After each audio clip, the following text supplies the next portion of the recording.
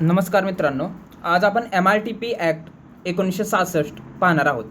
तर चला सुरू करूया. तर मित्रांनो, MRTP म्हणजेच Maharashtra regional and town planning act 1966 याचं सुरुवातीला आपण इंट्रोडक्शन पाहू. ठीक आहे. या ॲक्टचं पूर्ण नाव असं होतं, महाराष्ट्र प्रादेशिक नियोजन आणि नगररचना अधिनियम 1966. ठीक आहे. लागू होण्याची तारीख, हा ॲक्ट महाराष्ट्रामध्ये कधीपासून लागू झाला, तर हा कायदा 11 जानेवारी 1967 पासून लागू झाला. ठीक आहे. MRTP act, MRTP Maharashtra regional and town planning act 1966 हा ॲक्ट कधीचा होता? 1966चा. ठीक आहे. लागू कधी झाला, ही डेट जी आहे ही इम्पॉर्टंट आहे MMRDA एक्झामसाठी. ठीक आहे. काय? 11 जानेवारी 1967. ठीक आहे. 1966ला काय झाला, हा ॲक्ट निर्माण झाला होता आणि लागू कधीपासून झाला? 1967 पासून. ठीक आहे. इथंपर्यंत क्लिअर. पुढं आता याचं मुख्य उद्देश काय होतं, तर महाराष्ट्रातील जमिनीचा वापर अधिक शिस्तबद्ध करणे. काय? महाराष्ट्रातील जमिनीचा वापर अधिक शिस्तबद्ध करणे, शहरांचे नियोजन करणे आणि नवीन शहरे विकसित करणे. ठीक आहे. महाराष्ट्रात जी पण काय लँड आहे त्याचं काय करणं, वापर अधिक शिस्तबद्ध करायचा, शहरांचं नियोजन करायचं आणि नवीन शहरे विकसित करायची. ठीक आहे. आता लागू कोणाला आहे? ठीक आहे. तर संपूर्ण महाराष्ट्र राज्य, मग त्याच्यामध्ये नागरी भाग असू द्या, ग्रामीण भाग असू द्या, या दोन्ही भागाला. ठीक आहे. संपूर्ण महाराष्ट्र राज्यामध्ये जो पण पार्ट आहे त्यामध्ये सगळ्यांना हा ॲक्ट लागू होणार. कोणता? MRTP act, Maharashtra regional and town planning act 1966 लागू कधीपासून झाला? 1967 पासून लागू झाला. ठीक आहे.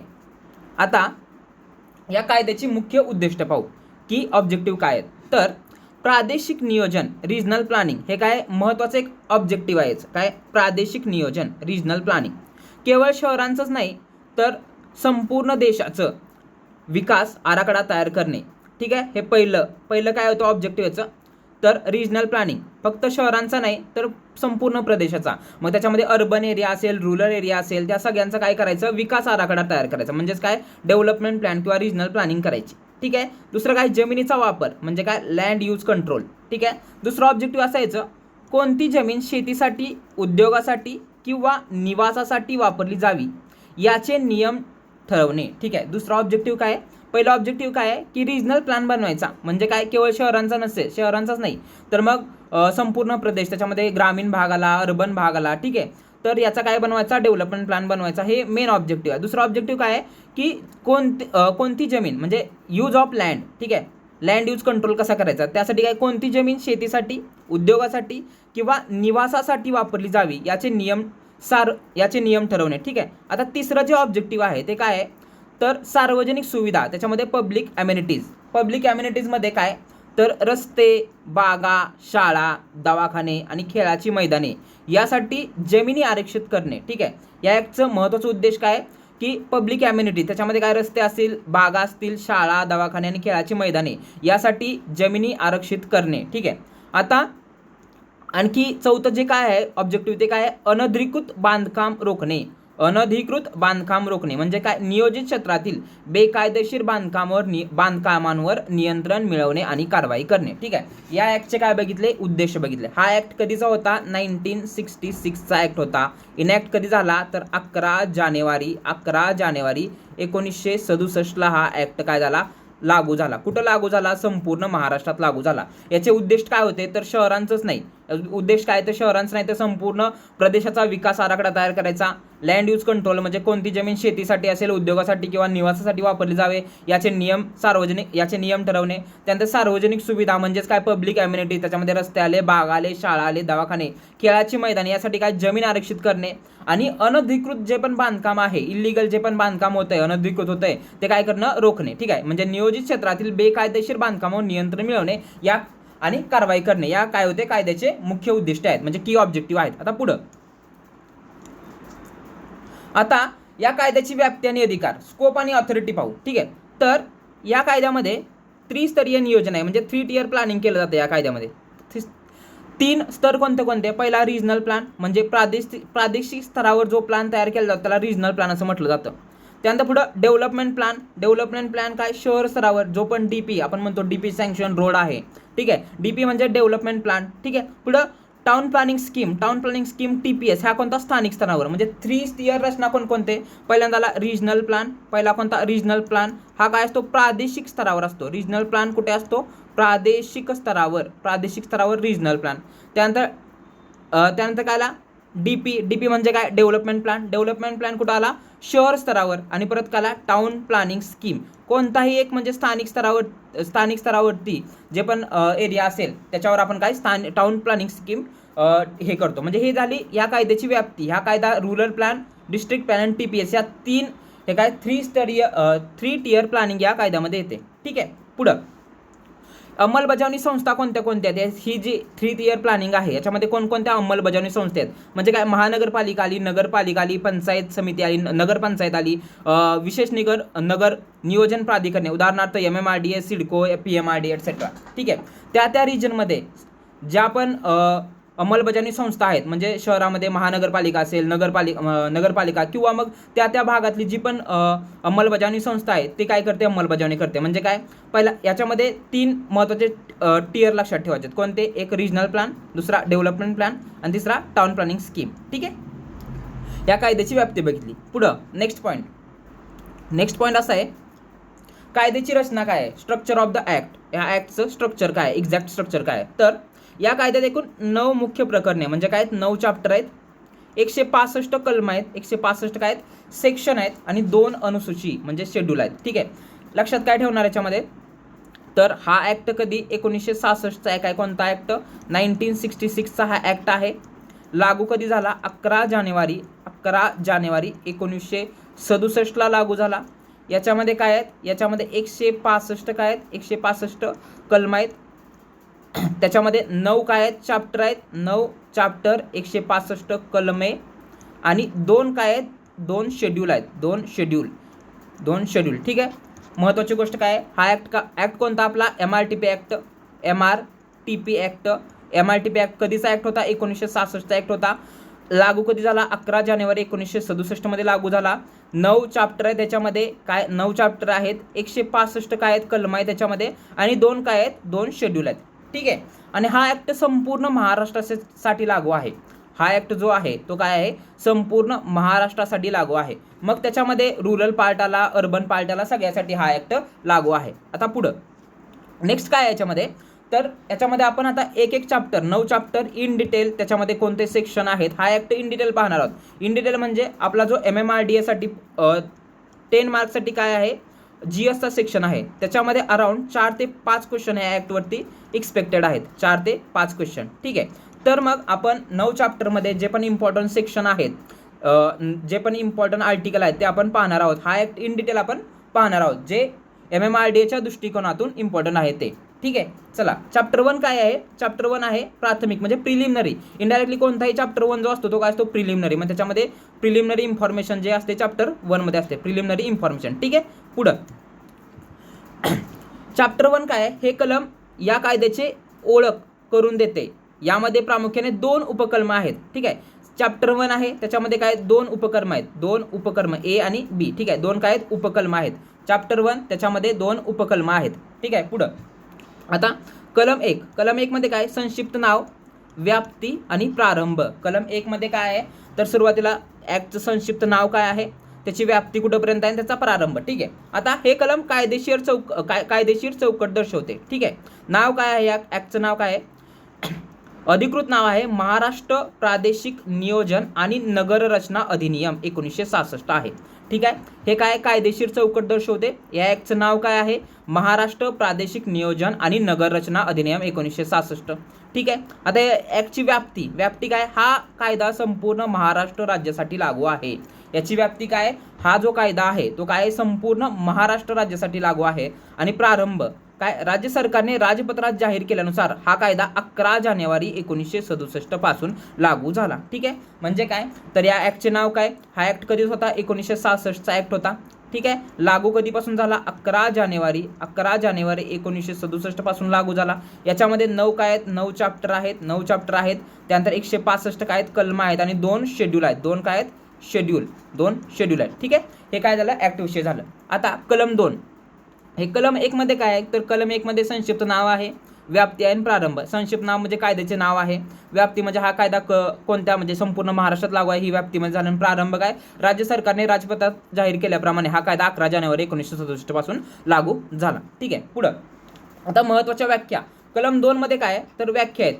ठीक आहे, म्हणजे डेफिनेशन आहेत ह्या कलमा रिगार्डिंग ज्या पण इम्पॉर्टंट डेफिनेशन आहेत ते आपण पाहणार आहोत. ठीक आहे, आता विकास, पहिली डेफिनेशन आहे विकास, डेव्हलपमेंट. डेव्हलपमेंटची डेफिनेशन काय, तर सेक्शन 2, हा सेक्शन इम्पॉर्टंट आहे. सेक्शन 2 त्यातलं कलम सेक्शन 2(7) नुसार सर्वात महत्त्वाचे कलम आहे. याच्यामध्ये काय, विकासाचा अर्थ काय. ठीक आहे, फक्त इमारत बांधणे असं नाही. विकास म्हणजे फक्त डेव्हलपमेंट किंवा इमारत बांधणे याला विकासाचं म्हटलं जात नाही. तर विकासाची डेफिनेशन या कलमामध्ये दिली आहे, ती विकासाची डेफिनेशन आपण पाहू, ही इम्पॉर्टंट आहे. ठीक आहे, आता काय, विकास म्हणजे फक्त इमारत बांधणे नाही, तर त्यात खालील 5 गोष्टीचा समावेश होतो. त्या कोणत्या कोणत्या, पहिला बिल्डिंग. बिल्डिंग म्हणजे काय, कोणतेही बांधकाम करणे. ठीक आहे, म्हणजे याला आपण नॉर्मली आपल्याला जे विकास म्हणजे काय, तर डेव्हलपमेंट करणे म्हणजे बिल्डिंग कोणतेही बांधकाम करणे. ठीक आहे, इंजिनिअरिंग. इंजिनिअरिंगमध्ये काय येणार, तर कामे, रस्ते, पूल इत्यादी. ठीक आहे, मायनिंग. मायनिंग म्हणजे काय, खाणकाम करणे एटसेट्रा. क्वारिंग म्हणजे दगडकाम चालवणे.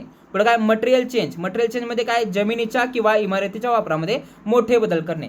फॉर एक्झाम्पल काय, राहत्या घराचा वापर दुकान म्हणून करणे, हे काय ह्याच्यामध्ये जमिनीच्या किंवा इमारतीच्या वापरामध्ये मोठा बदल करणे. ठीक आहे, आता मोठमोठ्या व्याख्या बघितल्या, काय झालं महत्त्वाच्या व्याख्या बघितल्या. काय आहे हे, विकासमध्ये फक्त काय, फक्त इमारत बांधणे म्हणजे विकास का नाही, तर विकासामध्ये काय, तर बिल्डिंग म्हणजे कोणतेही बांधकाम करणे. इंजिनिअरिंग म्हणजे काय, कामे, रस्ते, पूल इत्यादी. ठीक आहे, मायनिंगमध्ये खाणकाम करणे. मायनिंग सुद्धा याच्यामध्ये काय येतं, डेव्हलपमेंटमध्ये येतं. त्यानंतर क्वारिंग म्हणजे दगडखान चालवणे, हे सुद्धा काय आहे, विकासामध्ये येतं. त्यानंतर मटेरियल चेंजेस म्हणजे जमिनीच्या किंवा इमारतीच्या वापरामध्ये थोडा चेंज करणं, हे पण काय येतं विकासामध्ये म्हणजे डेव्हलपमेंटच्या डेफिनेशनमध्ये या ऍक्टमध्ये नमूद केलेलं आहे. पुढं आता महत्त्वाचं काय, सोयी सुविधा.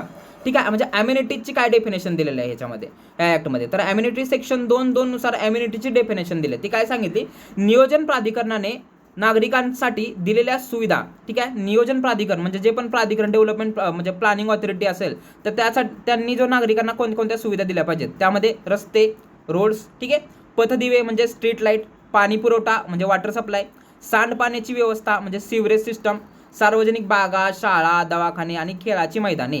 ठीक आहे, इट्सेट्रा सुविधा प्रोव्हाइड करणं गरजेचं आहे. ठीक आहे, म्हणजे एवढ्या ॲम्युनिटीजमध्ये कोणकोणत्या ॲम्युनिटी म्हणजे रस्ते आले, पथदिवे आले, पाणी पुरवठा, सांडपाणी व्यवस्था, सार्वजनिक बागा, शाळा, दवाखाने आणि खेळाची मैदाने. ठीक आहे, आता नियोजन प्राधिकरण प्लॅनिंग ऑथॉरिटी काय आहे, तर सेक्शन 2च्या आर्टिकल 19 नुसार, सेक्शन 2च्या कलम 19 नुसार, तर ज्यांना विकास आराखडा म्हणजे डेव्हलपमेंट प्लॅन बनवण्याचे अधिकार आहेत ते काय असणार आहे, प्लॅनिंग ऑथॉरिटी. प्लॅनिंग ऑथॉरिटी कोण, प्लॅनिंग ऑथॉरिटीचे डेफिनेशन काय, तर ज्यांना विकास आराखडा म्हणजेच डेव्हलपमेंट प्लॅन बनवण्याचे अधिकार आहेत त्यांना काय म्हटलं जातं, प्लॅनिंग ऑथॉरिटी असं म्हटलं जातं. ठीक आहे, आता मग या कोणकोणत्या आहेत, तर महानगरपालिका असतील, नगरपालिका असतील किंवा विशेष नियोजन प्राधिकरण. For example MMRDA, CIDCO etcetera. म्हणजे काय, एक विशेष नियोजन प्राधिकरण, स्पेशल प्लॅनिंग ऑथॉरिटी ज्या पण असतील, MMRDA असतील, सिडको असतील यासारख्या, तर त्या काय आहेत, तर त्या काय प्लॅनिंग ऑथॉरिटी असतील. ठीक आहे, त्या भागानुसार. ठीक आहे, म्हणजे हे 2 झालं ऑथॉरिटी. म्हणजे दुसरी काय झालं, दुसऱ्या डेफिनेशन सोयी सुविधेची आपण डेफिनेशन बघितल्या. त्यानंतर मग नियोजन प्राधिकरण मध्ये कोणकोणत्या प्राधिकरण आहेत, म्हणजे नियोजन प्राधिकरण प्लॅनिंग ऑथॉरिटी कोणकोणत्या ते पाहिलं. आता पुढं स्थानिक प्राधिकरण म्हणजे लोकल ऑथॉरिटी कोणते स्थानिक प्राधिकरण, लोकल ऑथॉरिटीज. सेक्शन 2(15) नुसार यात महानगरपालिका, नगर परिषद आणि जिल्हा परिषद यांचा समावेश होतो. ठीक आहे, इमारत म्हणजे बिल्डिंग, हे सगळे आपण डेफिनेशन बघतोय. सेक्शन 1च्या याच्यानुसार आपण काय बघतोय, सगळ्या डेफिनेशन बघतोय. ठीक आहे, आता कुठेपर्यंत आलो, तर बिल्डिंगमध्ये काय सेक्शन 2च्या 4 अंतर्गत जमिनीवर विटा, दगड, लोखंड किंवा इतर कोणत्याही वस्तूपासून तयार केलेली कोणतीही रचना याला काय म्हणतो आपण, बिल्डिंग असं म्हणतो. बिल्डिंगची डेफिनेशन काय दिली याच्यामध्ये, तर जमिनीवर विटा असतील, दगड असतील, लोखंड किंवा इतर कोणत्याही वस्तूपासून तयार केलेली रचना म्हणजे काय, बिल्डिंग. ठीक आहे, यात कंपाऊंड वॉल असेल, भिंती असतील, छप्पर असेल आणि पाया यांचा समावेश होतो. ठीक आहे, आता जमीन, लँड काय आहे, तर सेक्शन 2(14) नुसार जमिनीचा पृष्ठभाग म्हणजे जो पण जमिनीचा पृष्ठभाग असेल. ठीक आहे, जमिनीचा पृष्ठभाग, पुढं जमिनीच्या खालचा भाग, याच्या खालचा भाग डेप्थमध्ये जो पण पार्ट असेल तो जमिनीचा पृष्ठभाग, त्याच्या खालचा भाग जमिनीचा पृष्ठभाग, त्याच्या खालील भाग आणि जमिनीला कायमस्वरूपी जोडलेला सर्व वस्तू. मग त्याच्यामध्ये झाडे असतील, बाकी सगळ्या जमिनीला कायमस्वरूपी जोडलेल्या ज्या पण वस्तू असतील त्या काय लँडमध्ये येतील. ठीक आहे. लँड सेक्शन 214 नुसार हा म्हणजे डेफिनेशन काय दिले यांनी सेक्शन 1 मध्ये, सेक्शन 1च्या चॅप्टर 1च्या सेक्शन 2 मध्ये काय डेफिनेशन दिली, जमिनीचा पृष्ठभाग असेल, जमिनीच्या खालील भाग आणि जमिनीला कायमस्वरूपी जोडलेल्या सर्व वस्तू, इमारती, झाडे. ठीक आहे. याची डेफिनेशन ही लँडमध्ये येते. ठीक आहे. पुढं भोगवटदार म्हणजेच काय, ऑक्युपायर. ऑक्युपायर काय, सेक्शन 218 नुसार जी व्यक्ती प्रत्यक्ष जागेत राहते किंवा तिचा वापर करते, त्यात मालक असो किंवा मग भाडेकरू असो किंवा विनाभाडे राहणारी व्यक्ती असो, त्याला आपण काय म्हणणार, भोगवटदार असं म्हणणार. काय म्हणणार, भोगवटादार असं म्हणणार, ऑक्युपायर असं म्हणणार आहे. म्हणजे कोणती जी व्यक्ती प्रत्यक्ष म्हणजे एखादी लँड म्हणजे एखादी जागा आहे, त्या जागेत जी व्यक्ती प्रत्यक्ष राहते तिला काय म्हणणार, भोगवटदार असं म्हणणार. ठीक आहे. ऑक्युपायर असं म्हटलं. मग त्याच्यामध्ये तो त्या लँडचा मालक असेल किंवा मग भाडेकरू असेल किंवा मग विनाभाडे राहणारी कोणती व्यक्ती असेल तर त्याला काय म्हणणार, भोगवटादार असं म्हणणार. ठीक आहे. पुढं मालक म्हणजे काय, ओनर. ठीक आहे. सेक्शन 2च्या कलम 21 नुसार, सेक्शन 2च्या 21 नुसार ज्या व्यक्तीच्या नावावर मालमत्ता आहे किंवा जिला त्या मालमत्तेचे भाडे घेण्याचा अधिकार मालमत्तेचे भाडे घेण्याचा अधिकार आहे त्याला काय म्हणणार, मालक असं म्हणणार. ठीक आहे. तर या आपण काय सर्टन डेफिनेशन बघितला. काय डेफिनेशन कोणत्या बघितल्या, तर पहिल्यांदा सगळ्यात इम्पॉर्टंट जी डेफिनेशन होती ती ही होते. कोणती सगळ्यात इम्पॉर्टंट जे होते ते डेव्हलपमेंट म्हणजे प्लॅनिंग म्हणजे काय, तर ती सगळ्यात इम्पॉर्टंट डेफिनेशन होते. त्यानंतर अम्युनिटीची डेफिनेशन, त्यानंतर सगळ्यात जी इम्पॉर्टंट डेफिनेशन होती डेव्हलपमेंटची होती. डेव्हलपमेंट म्हणजे काय, ही जी डेफिनेशन आहे ती सगळ्यात इम्पॉर्टंट आहे. ठीक आहे. हा म्हणजे याच्यामध्ये काय येतं, डेव्हलपमेंटमध्ये फक्त बांधकाम येत नाही तर काय येतं, बिल्डिंग, त्यानंतर इंजिनिअरिंग, त्यानंतर काय मायनिंग आलं, क्वारिंग आलं. म्हणजे क्वारिंग म्हणजे दगड खाण चालवणे, मटेरियल चेंजेस एटसेट्रा हे काय येतं डेव्हलपमेंटमध्ये. त्यानंतर सोयी सुविधा बघितल्या. त्यानंतर पुढे बघितलं स्थानिक प्राधिकरण कोणते आहेत त्या भागानुसार. त्यानंतर पुढे काय, आता जे सेक्शन 1 मध्ये फक्त प्रिलिमिनरी इम्पॉर्टंट डेफिनेशन ज्या होत्या त्या या ॲक्टच्या सेक्शन 1 मध्ये होत्या. आता इनडायरेक्टली परत एकदा ह्या ॲक्टमध्ये काय होतं, तर हा ॲक्ट होता MRTP act, Maharashtra regional and town planning act 1966चा होता. 1966चा हा ॲक्ट होता. लागू कधी झाला तर 1 जानेवारी हा ॲक्ट इनॅक्टेड कधी झाला, तर हा ॲक्ट लागू झाला 11 जानेवारी 1967 साली. 11 जानेवारी 1967 साली हा ॲक्ट इनॅक्ट झाला. याच्यामध्ये 9 चॅप्टर आहेत. याच्यामध्ये महत्त्वाची गोष्ट काय आहे तर 9 चॅप्टर आहेत.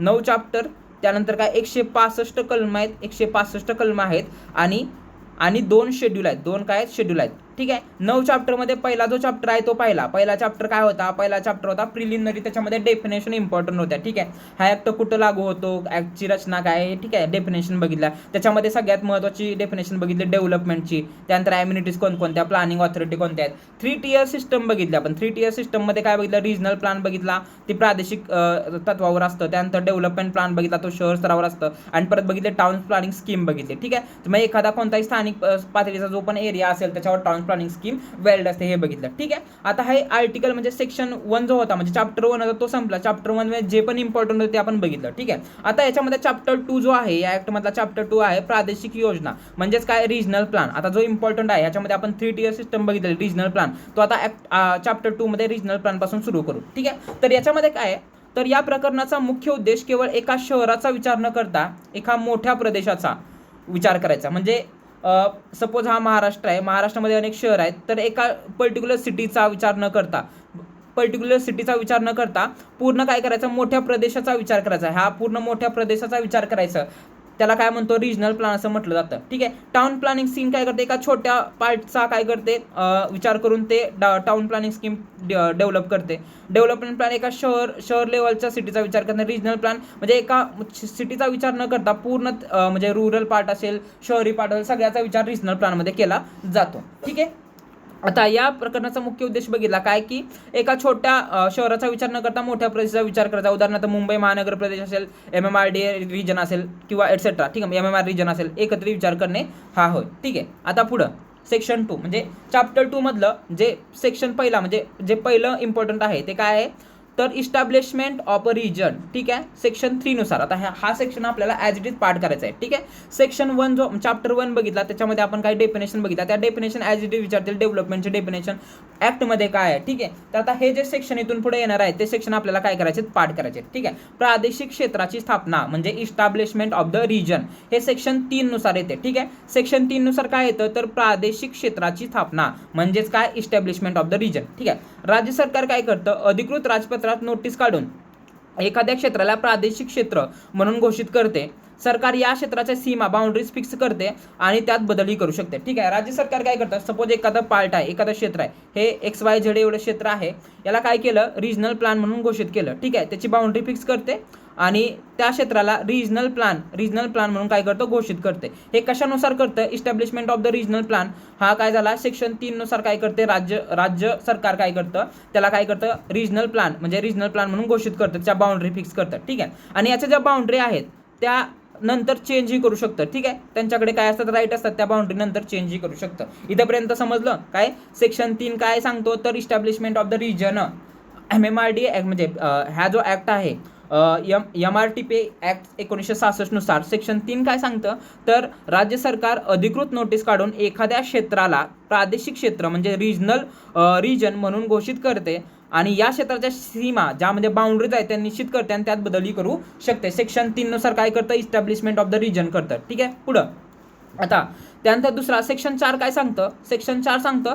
Constitution of the regional planning board, ठीक आहे, म्हणजे प्रादेशिक नियोजन मंडळाची स्थापना. आता काय केलं, सेक्शन 3 नुसार काय केलं, एक रिजन म्हणजे रिजनल प्लॅनची म्हणजे रिजन फिक्स केला, रिजनची काय केली, इस्टॅब्लिशमेंट केली. आता रिजनची इस्टॅब्लिशमेंट झाल्यानंतर काय, तर प्रादेशिक नियोजन मंडळाची स्थापना केली पाहिजे. रिजनल प्लॅनसाठी प्रादेशिक नियोजन मंडळ जे आहे त्याची स्थापना केली पाहिजे, त्याची स्थापना आपण सेक्शन 4 नुसार करतो, ठीक आहे. तर प्रत्येक प्रादेशिक क्षेत्रासाठी राज्य सरकार एक प्रादेशिक नियोजन मंडळ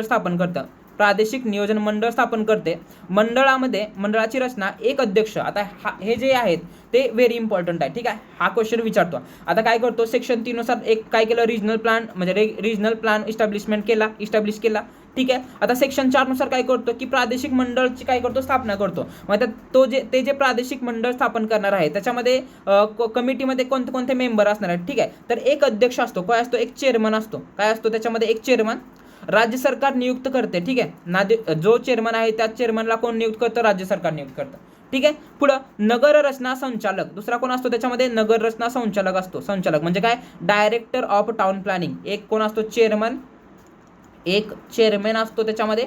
दुसरा काय, डायरेक्टर ऑफ टाउन प्लॅनिंग असतो. तिसरा कोण असतो, स्थानिक प्राधिकरणांचे जे पण प्रतिनिधी असेल त्यातला स्थानिक प्राधिकरण जे पण असेल त्याचा जो प्रतिनिधी, ठीक आहे. तिसरा असतो स्थानिक प्राधिकरणाचा प्रतिनिधी असतो. आणि चौथा कोण असतो, 4 मेंबर असतात त्याच्यामध्ये, ठीक आहे. प्रादेशिक नियोजन मंडळामध्ये 4 मेंबर असतात. एक चेअरमन झाला, दुसरा डायरेक्टर ऑफ टाउन प्लॅनिंग झाला, तिसरा काय जे पण स्थानिक प्राधिकरण मंडळ आहेत त्याचा जो पण प्रतिनिधी असेल तो येणार. आणि चौथा कोण आहे, चौथा नियोजन असेल किंवा मग इंजिनिअरिंग किंवा उद्योगातील एक तज्ज्ञ व्यक्ती, ठीक आहे. चौथा म्हणजे इंजिनिअरिंग क्षेत्रातील असेल किंवा प्लॅनिंग क्षेत्रातील असेल किंवा मग नियोजन क्षेत्रातील असेल त्यातला एक तज्ज्ञ व्यक्ती, ह्या क्षेत्रामध्ये एक तज्ज्ञ व्यक्ती. म्हणजे टोटल जे पण प्रादेशिक नियोजन मंडळ आहे त्याच्यामध्ये किती आहेत, त्याच्यामध्ये 4 सदस्य आहेत. कोणकोणते, एक चेअरमन असतो, दुसरा काय असतो, डायरेक्टर ऑफ टाउन प्लॅनिंग असतो, तिसरा कोण असतो, स्थानिक प्रतिनिधी जो पण असेल त्याचा स्थानिक प्राधिकरणांचा प्रतिनिधी असतो, आणि चौथा काय, मग नियोजन क्षेत्रातली असेल किंवा इंजिनिअरिंग क्षेत्रातली असेल किंवा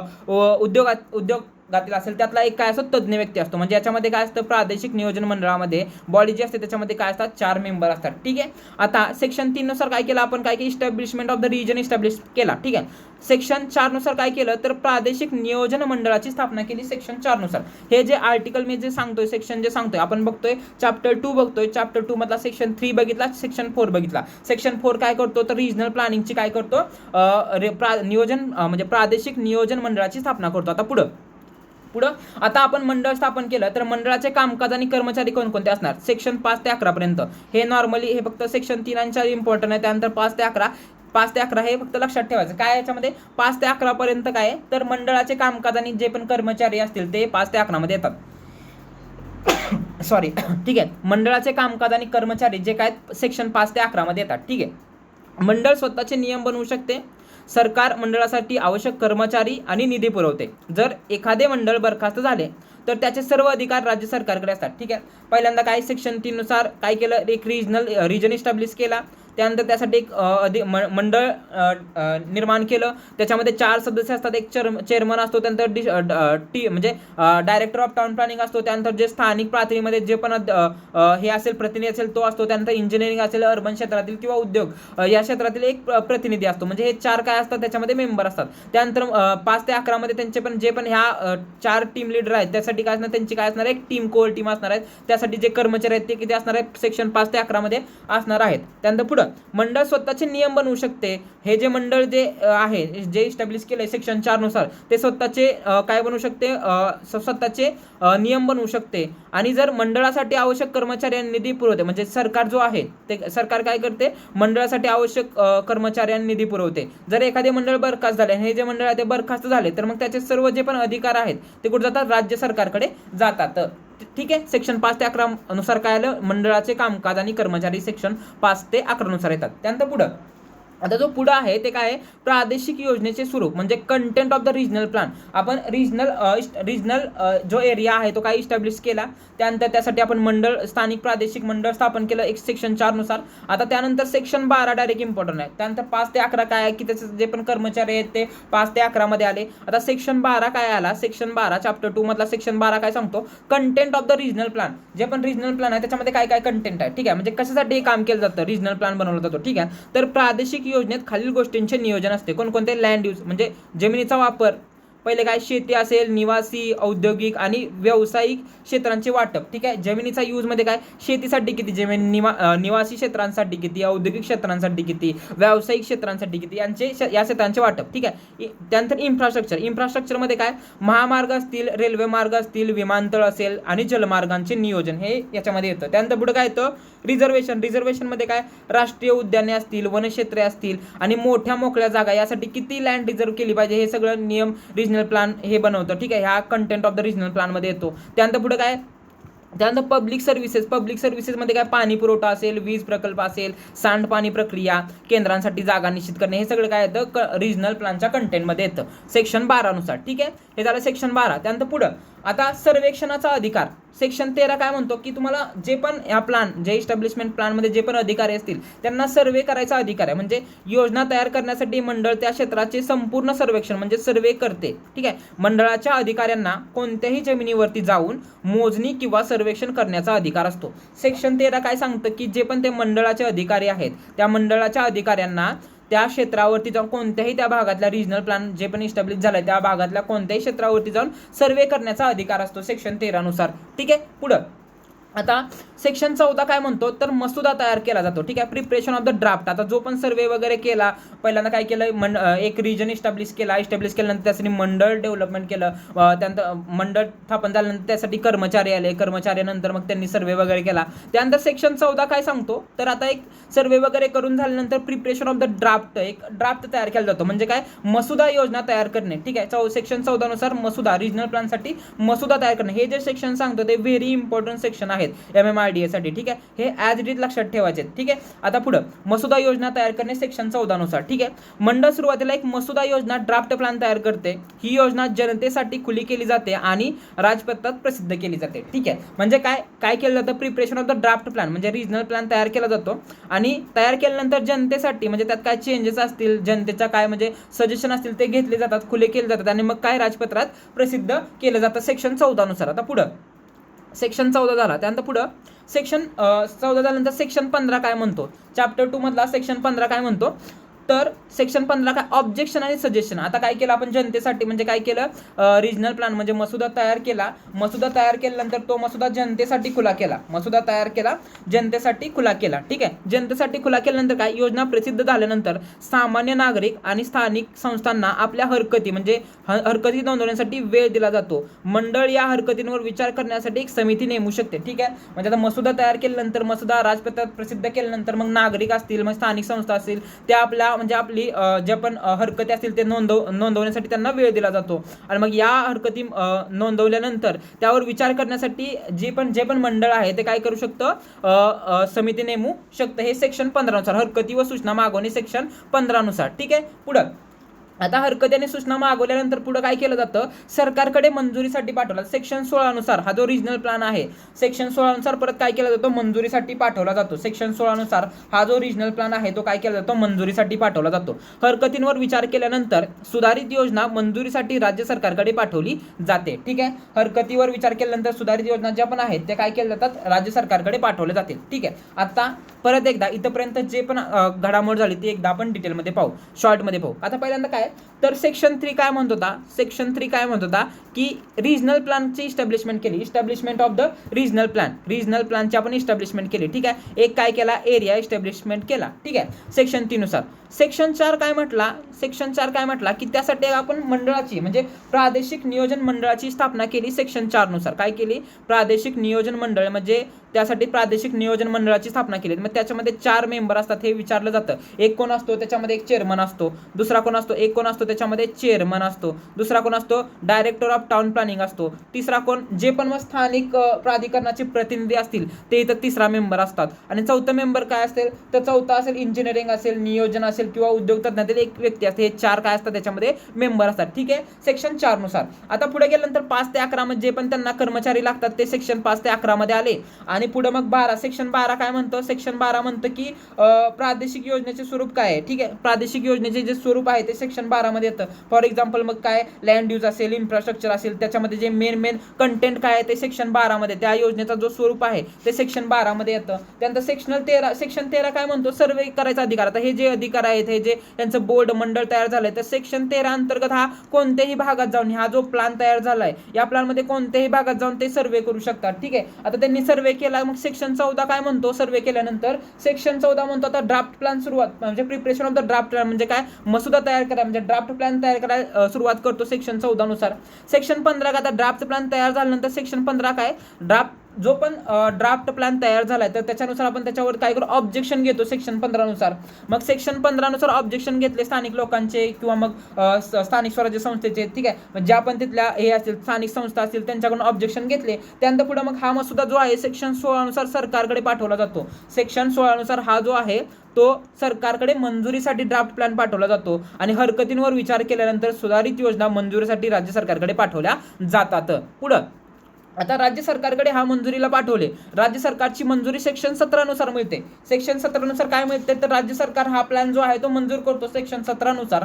आणि पुढे राज्य सरकार ही योजना पूर्णपणे मंजूर करू शकतं. काय करू शकतं, पूर्णपणे मंजूर करू शकतं. त्यात बदल सुचवू शकतो किंवा ती नाकारू शकते. ठीक आहे, राज्य सरकार योजना ड्राफ्ट प्लॅन आला म्हणून डायरेक्ट मंजूर करू शकत म्हणजे डायरेक्ट मंजूर पण करू शकतं, त्यात बदल पण सुचवू शकतं किंवा ती नाकारू शकते. एकदा सरकारने मंजुरी दिली की तो मग फायनल रिजनल प्लॅन होतो. काय होतो, एकदा सरकारने काय केलं, त्या योजनेला मंजुरी दिली की ती योजना काय होणार, फायनल रिजनल प्लॅन मध्ये डेव्हलपमेंट होणार. ती काय होणार, फायनल रिजनल प्लॅन म्हणून ओळखली जाणार. हा काय सेक्शन सरकार कधी मंजूर, कोणत्या सेक्शन नुसार मंजुरी देणार तर सेक्शन 17 नुसार सरकार काय देणार, मंजुरी देणार. पुढं आता आपण चॅप्टर 1 बघितला, चॅप्टर 2 बघितला. चॅप्टर 2 चा टायटल काय होतं तर रिजनल प्लॅन हे चॅप्टर 2 चं टायटल होतं. ठीक आहे, आता चॅप्टर ह्याच्यामध्ये महत्त्वाची गोष्ट आहे, ह्या ऍक्टमध्ये महत्त्वाचा, हा ऍक्ट कधीचा आहे 1966 चा ऍक्ट आहे. इनॅक्ट कधी झाला तर 11 जानेवारी 1967 ला काय झाला, लागू झाला. लागू कुठं झाला, संपूर्ण महाराष्ट्रात लागू झाला. चॅप्टर ह्याच्यामध्ये काय 9 चॅप्टर आहेत, 9 चॅप्टर आहेत, 165 कलम आहेत आणि 2 शेड्यूल आहेत. ठीक आहे, 2 शेड्यूल आहेत. तर 9 चॅप्टर मध्ये जो पहिला चॅप्टर बघितला आपण तो त्याच्यामध्ये फक्त डेफिनेशन वगैरे होत्या. त्यात पण इम्पॉर्टंट डेफिनेशन बघितली. कोणती डेफिनेशन इम्पॉर्टंट बघितली आपण, डेव्हलपमेंटची. ठीक आहे, त्यानंतर पुढे चॅप्टर 2 होता. चॅप्टर 2 होता रिजनल प्लॅन. रिजनल प्लॅन, आता रिजनल प्लॅन बघितला आपण चॅप्टर 2, त्याच्यामध्ये जे पण इम्पॉर्टंट कलम आहेत रिजनल प्लॅनची ती बघितली. आता चॅप्टर 3 मध्ये आलोय आपण कुठं आलो, चॅप्टर 3 मध्ये. आता चॅप्टर 3 काय आहे तर डेव्हलपमेंट प्लॅन. रिजनल प्लॅन बघितला, आता आपण डेव्हलपमेंट प्लॅन बघणार आहे चॅप्टर 3 मध्ये. ठीक आहे, पुढं तर चॅप्टर 3 मध्ये काय आहे तर विकास आराखडा तयार करणे. डेव्हलपमेंट प्लॅन मध्ये सुरुवातीला काय, preparation of the development plan. Section 21 नुसार आपण बघितलं रिजनल प्लॅन मध्ये विकास आराखडा तयार करायचा बघितला. आता हे सेक्शन इम्पॉर्टंट आहे. कोणतं सेक्शन आहे तर सेक्शन 21. सेक्शन 21 नुसार काय करतो आपण तर विकास आराखडा तयार करतो. कशाचा? डीपीचा. डीपी म्हणजेच काय? डेव्हलपमेंट प्लॅनचा आपण काय तयार करतो? विकास आराखडा तयार करतो. सेक्शन 21 नुसार प्रत्येक नियोजन प्राधिकरणाने प्लॅनिंग ऑथॉरिटी प्रत्येक नियोजन प्राधिकरणाने हा कायदा लागू झाल्यापासून विशिष्ट मुदतीत आपल्या क्षेत्राचा विकास आराखडा तयार करणे बंधनकारक आहे. ठीक आहे. हा 1966चा ऍक्ट लागू झाल्यानंतर जे पण म्हणजे नियोजन प्राधिकरण असेल, प्लॅनिंग ऑथॉरिटी असेल, तर ठराविक टाइम लिमिटमध्ये हा जो कायदा आहे तो काय करायचा, म्हणजे हा जो विकास आराखडा डेव्हलपमेंट प्लॅन आहे तो तयार करणं बंधनकारक असतं. हा आराखडा साधारणपणे 20 वर्षासाठी लागू असतो. ठीक आहे. जो आपण मगाशी बघितला, कोणता बघितला? रिजनल प्लॅन सुद्धा 20 वर्षासाठी लागू असतो. ठीक आहे. हे एक इम्पॉर्टंट MCQ आहे MMRDA साठी. ठीक आहे. जो पण डेव्हलपमेंट प्लॅन असेल किंवा डेव्हलपमेंट प्लॅन असेल किंवा मग रिजनल प्लॅन असेल तर तो किती 20 वर्षासाठी काय असतो? व्हॅलिड असतो. शहराच्या गरजा लक्षात घेऊन बनवला जातो. ठीक आहे. डेव्हलपमेंट प्लॅन किती वर्षासाठी व्हॅलिड असतो? 20 वर्षासाठी काय असतो? व्हॅलिड असतो. सेक्शन 21 नुसार डेव्हलपमेंट प्लॅन बनवला जातो. रिजनल प्लॅन सुद्धा 20 वर्षासाठी व्हॅलिड असतो. ठीक आहे. पुढं विकास आराखड्याचे घटक. आता जे पण डेव्हलपमेंट प्लॅन बनवणार आहे सेक्शन 21 नुसार तर त्याच्यामध्ये कोणकोणते घटक असणार आहे, म्हणजे त्याच्यामध्ये कंटेंट कोणकोणते असणार आहेत ते सेक्शन 22 नुसार इम्पॉर्टंट आहे. ठीक आहे. तर त्याच्यामध्ये काय? डीपी मध्ये खालील गोष्टींचा समावेश असतो. त्याच्यामध्ये झोनिंग आलं. झोनिंग मध्ये काय? जमिनीचे निवासी असतील, व्यावसायिक असतील, औद्योगिक आणि शेती अशा भागात विभाजन जमिनीचं केलं जातं. झोनिंग म्हणजेच काय? तर जमिनीचं काय? रेसिडेन्शियल असेल म्हणजे निवासी, व्यावसायिक म्हणजेच कमर्शियल, औद्योगिक इंडस्ट्रियल आणि शेती ॲग्रिकल्चर अशा भागात जमिनीचे काय केलं जाते? विभाजन केलं जातं. त्यानंतर पुढे आरक्षण म्हणजे रिझर्वेशन. मग त्यासाठी मग शाळा असतील, दवाखाने, भाजी मंडई, पोलीस स्टेशन, बागा आणि खेळाची मैदाने यासाठी जागा राखून ठेवणे हे काय आलं? रिझर्वेशनमध्ये आलं. त्यानंतर वाहतूक याच्यामध्ये काय आलं? रस्ते असतील, महामार्ग, रेल्वे, मेट्रो मार्ग आणि उड्डाण पूल यांचे जाळे निश्चित करणे. विशेष तरतुदी याच्यामध्ये काय येणार? पाणी पुरवठा असेल, वीज केंद्र असेल, सांडपाणी व्यवस्था, झोपडपट्टी पुनर्वसन एटसेट्रा याच्यामध्ये काय कंटेंट आलं. कशाचं कंटेंट? सेक्शन 22 नुसार content of the development plan. आता सेक्शन 23 काय आहे? तर आराखडा तयार करण्याचा इरादा जाहीर करणे. म्हणजे काय? सेक्शन 23 नुसार आपण परत डेव्हलपमेंट प्लॅन इनडायरेक्टली त्याचा एक ड्राफ्ट तयार करतो. ठीक आहे. नियोजन प्राधिकरण ठराव मंजूर करून जाहिरात करते आणि ते नवीन विकास आराखडा तयार करत आहोत ही नोटीस अधिकृत राजपत्रात आणि स्थानिक वृत्तपत्रात प्रसिद्ध केलते. ठीक आहे. सेक्शन 23 नुसार काय की सेक्शन 23 नुसार काय करते हे? तर सेक्शन 23 नुसार ठराव मंजूर करून जाहीर करते, ते नवीन विकास आराखडा तयार करते आणि ही जी नोटीस आहे ते अधिकृत राजपत्रात आणि स्थानिक वृत्तपत्रात प्रसिद्ध केली जाते सेक्शन 23 नुसार. आता पुढं सेक्शन 24 काय म्हणतो? ठीक आहे. चॅप्टर 3 जो आपण डेव्हलपमेंट प्लॅन बघतोय त्याचा सेक्शन 24 काय म्हणतो? तर विद्यमान जमीन वापर नकाशा, एक्झिस्टिंग लँड यूज, ELU त्याला असं म्हटलं जातं. काय? नवीन प्लॅन बनवण्यासाठी सध्या शहरात कोणत्या जमिनी कशासाठी वापरल्यात हे महत्त्वाचं आहे. ठीक आहे. आता सपोज एखादं XYZ सिटी आहे, त्याच्यामध्ये जी पण लँड अवेलेबल आहे त्याच्यामध्ये किती जमीन आहे आणि ती कशासाठी वापरली आहे हे माहीत असणं गरजेचं आहे. मग त्यासाठी काय? नवीन प्लॅन बनवण्यापूर्वी सध्या शहरात कोणती जमीन कशासाठी वापरली आहे, उदाहरणार्थ कुठं घरे आहेत, कुठं शेती आहे हे माहीत असणं गरजेचं आहे. याचा नकाशा तयार केला जातो. ठीक आहे. म्हणजे जो पण विद्यमान जमिनीचा नकाशा आहे, म्हणजे करंट जी पण एक्झिस्टिंग जमिनीचा स्टेटस आहे त्याचा नकाशा तयार केला जातो. त्याला काय? ELU असं म्हटलं जातं. ELU म्हणजे काय? Existing land use map. ठीक आहे. हा मॅप काय केला जातो? तयार केला जातो. कशानुसार? तर सेक्शन 24 नुसार. हे पण इम्पॉर्टंट आहे. काय? एक्झिस्टिंग लँड यूजचा जो मॅप तयार केला जातो सेक्शन 24 नुसार. ठीक आहे. आता पुढं काय? मसुदा विकास आराखडा प्रसिद्ध करणे. सेक्शन 26 हे जे सेक्शन आहेत, मी जे सेक्शन लिहिलेत आणि त्याचं जे कार्य आहे ते इम्पॉर्टंट आहे. ठीक आहे. सेक्शन 26 नुसार काय करतो आपण? जो ड्राफ्ट डेव्हलपमेंट प्लॅनचा जो ड्राफ्ट आहे तो सेक्शन 26 नुसार काय करतो? तयार करतो. ठीक आहे. म्हणजे काय? मसुदा विकास आराखडा प्रसिद्ध करतो, ड्राफ्ट तयार करतो सेक्शन 26 नुसार. ठीक आहे. सर्वेक्षण पूर्ण झाल्यावर मसुदा विकास आराखडा म्हणजे ड्राफ्ट DP प्रसिद्ध केला जातो.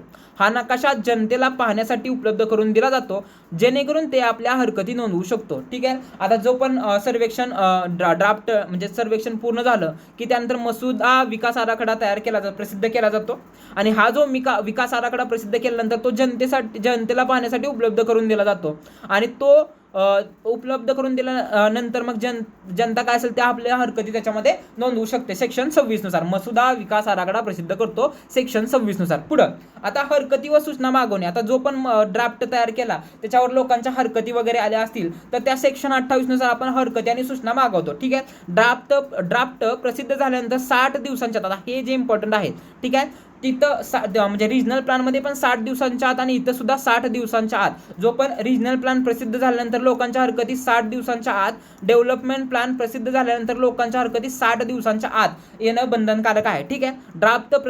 ड्राफ्टवरती हरकती आणि सूचना सेक्शन 28 नुसार मागवतो. ठीक आहे. ड्राफ्ट प्रसिद्ध झाल्यानंतर 60 दिवसांच्या आत नागरिक आपल्या हरकती म्हणजे ऑब्जेक्शन नोंदवू शकतात. या हरकत 60 दिवसांच्या आत नागरिक आपल्या हरकती ऑब्जेक्शन नोंदवू शकतात. या हरकती ऐकून घेण्यासाठी एक नियोजन समिती म्हणजे प्लॅनिंग कमिटी नेमली जाते. ही समिती नागरिकांना आपले म्हणणे मांडण्याची संधी देते. ठीक आहे. यानुसार काय सेक्शन 28 नुसार एक काय 60 दिवसांच्या आत नागरिक आपले ऑब्जेक्शन नोंदवू शकतात. मग ते ऐकण्यासाठी एक कमिटी प्लॅनिंग कमिटी नेमली जाते आणि मग ते काय लोकांना एक संधी देते तुमचे जे पण म्हणणे आहे ते मांडण्याची. ठीक आहे. पुढं सरकारकडे मंजुरीकडे सेक्शन 30 नुसार पाठवले जाते. ठीक आहे. जसं आपण रिजनल प्लॅनचे बघितले मंजूर झाला, त्यानंतर पुढं त्याच पद्धतीनं आपण डेव्हलपमेंट प्लॅनचं सुद्धा बघतो. डेव्हलपमेंट प्लॅनचं सेक्शन 30 नुसार सरकारकडे काय केलं जाते मंजुरीसाठी पाठवले जाते. ठीक आहे. हरकतींवर विचार करून आराखड्यात आवश्यक ते बदल केले जातात आणि मग ते अंतिम मंजुरीसाठी राज्य सरकारकडे पाठवले जातात. ठीक आहे. आता लोकांनी पण जे पण प्रतिक्रिया दिली असेल त्यानुसार त्या प्लॅनमध्ये काय केलं जातं बदल केले जातात आणि त्यानुसार सेक्शन 30 नुसार काय केलं जातं कलम 30 नुसार तर त्या सरकारकडे मंजुरीसाठी पाठवलं जातो डेव्हलपमेंट प्लॅन. आता पुढे राज्य सरकारची मंजुरी मिळते सेक्शन 31 नुसार. ठीक आहे. डेव्हलपमेंट प्लॅनसाठी राज्य सरकारची मंजुरी मिळते सेक्शन 31 नुसार. ठीक आहे. राज्य सरकार या आराखड्याची बारकाईने तपासणी करते आणि त्याला मंजुरी देते. सरकारला अधिकार आहेत की ते आराखडा जसाचा तसा मंजूर करू शकतात किंवा त्यात बदल सुचवू शकतात. मंजुरी कधी मिळते अंतिम मंजुरी सेक्शन 31 नुसार मिळते डेव्हलपमेंट प्लॅनला. त्यानंतर पुढं विकास आराखड्यात फेरबदल. आता जर सरकारने त्याच्यामध्ये काही फेरबदल म्हणजे सपोज आपल्याला काही फेरबदल करायचे आहेत, मायनर मॉडिफिकेशन करायचे डेव्हलपमेंट प्लॅनमध्ये काय मॉडिफिकेशन करायचे आहे तर काय करू शकतो. जर मंजूर आराखड्यात एखादा छोटा बदल करायचा असेल, उदाहरणार्थ एखाद्या आरक्षणाचा वापर बदलायचा आहे किंवा छोटासा बदल करायचा तर पूर्ण नवीन प्लॅन न बनवता सेक्शन 37 नुसार बदल करता येतात. ठीक आहे. तर हे सेक्शन ॲज इट इज लक्षात ठेवायचं आहे. कशासाठी डेव्हलपमेंट प्लॅनमध्ये मायनर मॉडिफिकेशन करायचं असेल तर सेक्शन कोणतं सेक्शन 37 नुसार डेव्हलपमेंट प्लॅनमध्ये मायनर मॉडिफिकेशन आपण करू शकतो. पुढं आता डेव्हलपमेंट प्लॅनमध्ये मॉडिफिकेशन झालं त्यानंतर आराखडा हा जो आहे डेव्हलपमेंट प्लॅन आहे तो किती असतो 20 वर्षासाठी व्हॅलिड असतो. त्यानंतर आराखड्याचे पुनरीक्षण म्हणजे काय revision of the development plan कधी केला जातो तर सेक्शन 38 नुसार revision of the development plan केला जातो. विकास आराखडा हा कायमस्वरूपी नसतो. ठीक आहे. हा जो विकास आराखडा आहे तो कायमस्वरूपी नसतो. हा दर 20 वर्षांनी त्याचे पुनरीक्षण म्हणजे 20 वर्ष झाले की त्याचा रिव्ह्यू केला जातो. Revision of the development plan केलं जातं करणे बंधनकारक आहे आणि नवीन आराखडा बनवणे बंधनकारक आहे. ठीक आहे. 20 वर्ष झाली की काय करायचं revision of the development plan करायचा आणि नवीन आराखडा बनवणे बंधनकारक असते. ठीक आहे. हे किती सेक्शन 38 नुसार आहे. आराखड्याचे पुनरीक्षण हे किती सेक्शन 38 नुसार केलं जातं. पुढं आता आपण तिसरा सेक्शन बघितला. तिसरा जो सेक्शन होता म्हणजे चॅप्टर 3 बघितला, चॅप्टर 1 बघितला आपण आतापर्यंत. काय बघितलं चॅप्टर 1 बघितला. चॅप्टर 1 मध्ये डेफिनेशन होत्या. चॅप्टर 2 मध्ये काय होता रिजनल प्लॅन बघितला त्यानुसार त्याचे ऍक्ट बघितले. चॅप्टर 3 मध्ये काय होता तर डेव्हलपमेंट प्लॅन होता. हे चॅप्टरची नावं ॲज इट इज लक्षात पाहिजेत. त्यातली कलम जी इम्पॉर्टंट मी घेतलेले आहेत ते ॲज इट इज लक्षात पाहिजेत. त्यानंतर आता जो चॅप्टर 4 आहे ह्याच्यामध्ये किती चॅप्टर आहेत टोटल 9 चॅप्टर आहेत. त्यातले आपण चॅप्टर 1 संपला, चॅप्टर 2 संपला, चॅप्टर 3 संपला. आता चॅप्टर 4 काय आहे चॅप्टर 4 काय आहे आपल्याकडे तर ठीक आहे. तर प्रकरण 4 काय आहे म्हणजे चॅप्टर 4 काय याच्यामध्ये कंट्रोल ऑफ द डेव्हलपमेंट. आता डेव्हलपमेंटचे कंट्रोल कसं करायचं म्हणजे विकासावर नियंत्रण कसं आणायचं. ठीक आहे. आता हा चॅप्टर विकासावर नियंत्रणाबाबत आहे. ठीक आहे. याच्यामध्ये काय हे प्रकरण प्रामुख्याने 2 भागांत विभागले आहे. एक काय आहे तर विकास परवानगी प्रक्रिया, एक काय विकास परवानगी प्रक्रिया आणि दुसरं काय अनधिकृत बांधकामावर अंमलबजावणी. ठीक आहे. 2 काय आता महत्त्वाचे प्रकरण 4 काय म्हणतं तर विकासावर नियंत्रण ठेवायचं आपल्याला. कंट्रोल ऑफ द डेव्हलपमेंट जे कुठेही कशी डेव्हलपमेंट होते त्याच्यावर काय करायचं आपल्याला नियंत्रण ठेवायचं. ठीक आहे. ह्याच्यामध्ये 2 महत्त्वाचे विभाग आहेत. कोणकोणते एक आहे विकास परवानगी प्रक्रिया आणि दुसरा आहे अनधिकृत बांधकामावर अंमलबजावणी. ठीक आहे. तर चला सुरू करूया. पहिलं काय आहे विकासावर निर्बंध. सेक्शन 43 नुसार काय केलं जातं तर आपण विकासावर निर्बंध ठेवतो. म्हणजेच काय तर रेस्ट्रिक्शन ऑफ द डेव्हलपमेंट. हे काय असतं तर एकदा का एखादे क्षेत्र नियोजित क्षेत्र म्हणजे प्लॅन एरिया म्हणून जाहीर झाले की नियोजन प्राधिकरणाच्या लेखी परवानगीशिवाय तिथे कोणताही विकास म्हणजेच बांधकाम असेल, बदल असेल, लेआउट करता येत नाही. मग त्याला काय विकासावर निर्बंध काय, सपोज एखादा एरिया आहे, XYZ एरिया आहे, तो काय प्लांड एरिया म्हणून घोषित झाला, या एरियाला आपण प्लांड एरिया म्हणून काय केलं, घोषित केला. तर मग त्यामध्ये आपल्याला कोणताही बदल करायचा असेल, कोणतेही चेंजेस करायचे असेल, काहीही करायचं असेल तर त्याला काय करावं लागते, तर आपल्याला नियोजन प्राधिकरणाच्या लेखी परवानगीची आवश्यकता असते. यानुसार काय केलं जातं, मग कोणीही येऊन याच्यामध्ये कोणतेही डेव्हलपमेंट करू शकत नाही. तर सेक्शन 43 नुसार त्याची काय करावं लागते, परवानगी घ्यावी लागते. विकासावर restriction of the development section 43 काय, तर नियोजन प्राधिकरणाच्या परवानगीशिवाय तिथे कोणतंही काम करू शकत नाही. त्यांची परवानगी सेक्शन 43 विकासावर निर्बंध सेक्शन 43 नुसार. पुढं आता सेक्शन 44 काय म्हणतो, तर सेक्शन 44 असं म्हणतो, तर विकास परवानगीसाठी अर्ज करायचा. आता सेक्शन 43 नुसार काय म्हणतं की परवानगी घ्यावी लागते कोणाची, म्हणजे आपल्याला काय करायचं, डेव्हलपमेंट काय करायचंय, डेव्हलपमेंटसाठी विकास जो पण प्राधिकरण असेल त्या प्राधिकरणाची काय घ्यायचे, परवानगी घ्यायची. आता सेक्शन 44 काय म्हणतो, सेक्शन 44 म्हणतो की ॲप्लिकेशन फॉर द परमिशनसाठी कसं ॲप्लिकेशन करायचं, ठीक आहे. तर सेक्शन 44 नुसार आपण ॲप्लिकेशन फॉर परमिशन घेतो. परमिशनसाठी ॲप्लिकेशन कसं करतो, जमिनीच्या मालकाने किंवा त्यासाठी जो पण आर्किटेक्ट किंवा त्याच्या आर्किटेक्टने विहित नमुन्यात म्हणजे प्रिस्क्राईब्ड फॉर्ममध्ये प्राधिकरणाकडे अर्ज करणे आवश्यक आहे. मग त्या अर्जासोबत त्यानं काय जोडलं पाहिजे, तर साईट प्लॅन जोडला पाहिजे, बिल्डिंग प्लॅन जोडला पाहिजे, इमारतीचा प्लॅन, साईट प्लॅन, त्यानंतर 7/12 किंवा प्रॉपर्टी कार्ड असेल, हे जोडणं बंधनकारक आहे. आता सेक्शन 43 काय होता आपला, सेक्शन 43 होता की रेस्ट्रिक्शन ऑन द डेव्हलपमेंट जे पण एक प्लॅन एरिया सेट झाल्यानंतर तिथं आपण कोणतंही म्हणजे डेव्हलपमेंट करू शकत नाही. त्यासाठी प्राधिकरणाची काय लागते, परवानगी लागते. आणि प्राधिकरणाची परवानगी घेण्यासाठी मग जे पण परवानगीसाठी विनंती अर्ज करणार आहे तो सेक्शन 44 नुसार करणार आहे. त्यासाठी काय काय जोडणार आहे, त्यासाठी साईट प्लॅन जोडणार आहे, त्यानंतर बिल्डिंग प्लॅन जोडणार आहे, 7/12 किंवा प्रॉपर्टी कार्ड हे जोडणं बंधनकारक आहे. हे झालं सेक्शन 44. आता पुढं सेक्शन 45 काय, आता प्राधिकरणाकडे जे पण प्राधिकरणाकडे अर्ज गेला, त्या अर्ज गेल्यानंतर प्राधिकरण परवानगी एकतर देऊ शकतं किंवा नाकारू शकतं, ठीक आहे, किंवा काही कंडिशन ठेवून ते परवानगी आहे ते देऊ शकतं, ठीक आहे. प्राधिकरणाने अर्ज मिळाल्यापासून 60 दिवसांच्या आत, कधी, आता प्राधिकरणाकडे अर्ज गेल्यानंतर 2 महिन्याच्या आत, 60 दिवसाच्या आत आपला निर्णय कळवणे आवश्यक असते, ठीक आहे. आता एखादा म्हणजे महत्त्वाची गोष्ट काय, एखादा रिजनल म्हणजे काय, हा एक प्लान म्हणजे हा सँक्शन्ड एरिया आहे किंवा हा एक एरिया आहे, कोणता एरिया आहे, तो प्लांट एरिया आहे. त्या प्लांट एरियामध्ये कोणतंही बांधकाम आपण काहीही करू शकत नाही, डेव्हलपमेंट करू शकत नाही. त्यासाठी प्राधिकरणाची परवानगी घ्यावी लागते. प्राधिकरणाची परवानगी आपण म्हणजे सेक्शन 43 नुसार तो काय करतो, डेव्हलपमेंटवर निर्बंध लावतो. सेक्शन 43 नुसार त्याची आपण परवानगी घेतो, कुणाची, प्राधिकरणाची. आणि सेक्शन 45 नुसार त्या प्राधिकरणाला हे बंधनकारक आहे की अर्ज आल्यानंतर 60 दिवसाच्या आत त्या अर्जाला काय निर्णय कळवणे बंधनकारक आहे, ठीक आहे. मग त्या प्राधिकरण 3 गोष्टी करू शकतो. कोणत्या 3 गोष्टी, तर विनाअट मंजुरी देऊ शकतो त्याला, किंवा अटींसह मंजुरी देऊ शकतो, काही कंडिशन ठेवू शकतो आणि त्याला मंजुरी देऊ शकतो, किंवा परवानगी डायरेक्ट लेखी कारणासह नाकारू शकतं. प्राधिकरण काय करू शकतं, विनाअट मंजुरी देऊ शकतं, अटींसह मंजुरी देऊ शकतं, किंवा परवानगी लेखी कारणासह नाकारू शकतं, ठीक आहे. जर परवानगी मिळाली तर त्याला कोणतं सर्टिफिकेट मिळतं, CC मिळतं, काय, कमेन्समेंट सर्टिफिकेट.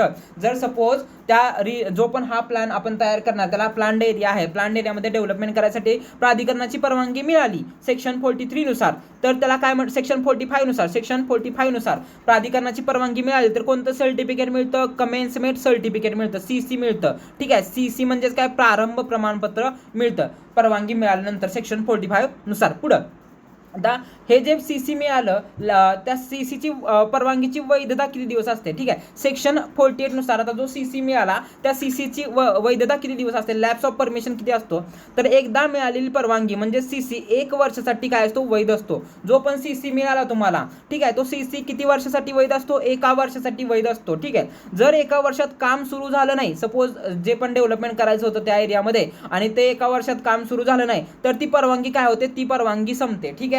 जो पण जो CC असतो ते 1 वर्षासाठी व्हॅलिड असतो. 1 वर्षात जर काम सुरू झालं नाही, CC म्हणजेच काय, प्रारंभ सर्टिफिकेट. जर 1 वर्षात कामाचं प्रारंभच नाही झालं तर ते काय होतं, परवानगी संपते. पण परवानगी संपली म्हणून इथंच थांबत नाही, काय होतं पुढं, तर मात्र मालक अर्ज करून ती पुन्हा नूतनीकरण म्हणजे रिन्यू करू शकतो. काय करू शकतो की परवानगी संपली म्हणून मग तो जो मालक आहे तो अर्ज करून नूतनीकरण म्हणजे रिन्यू करू शकतो आणि अशी मुदतवाढ एकूण 4 वर्षापर्यंत मिळू शकते, ठीक आहे. जास्तीत जास्त जे CCची मुदतवाढ आहे किती वर्षापर्यंत मिळू शकते, 4 वर्षापर्यंत मिळू शकते. CC म्हणजे काय, प्रारंभ सर्टिफिकेट.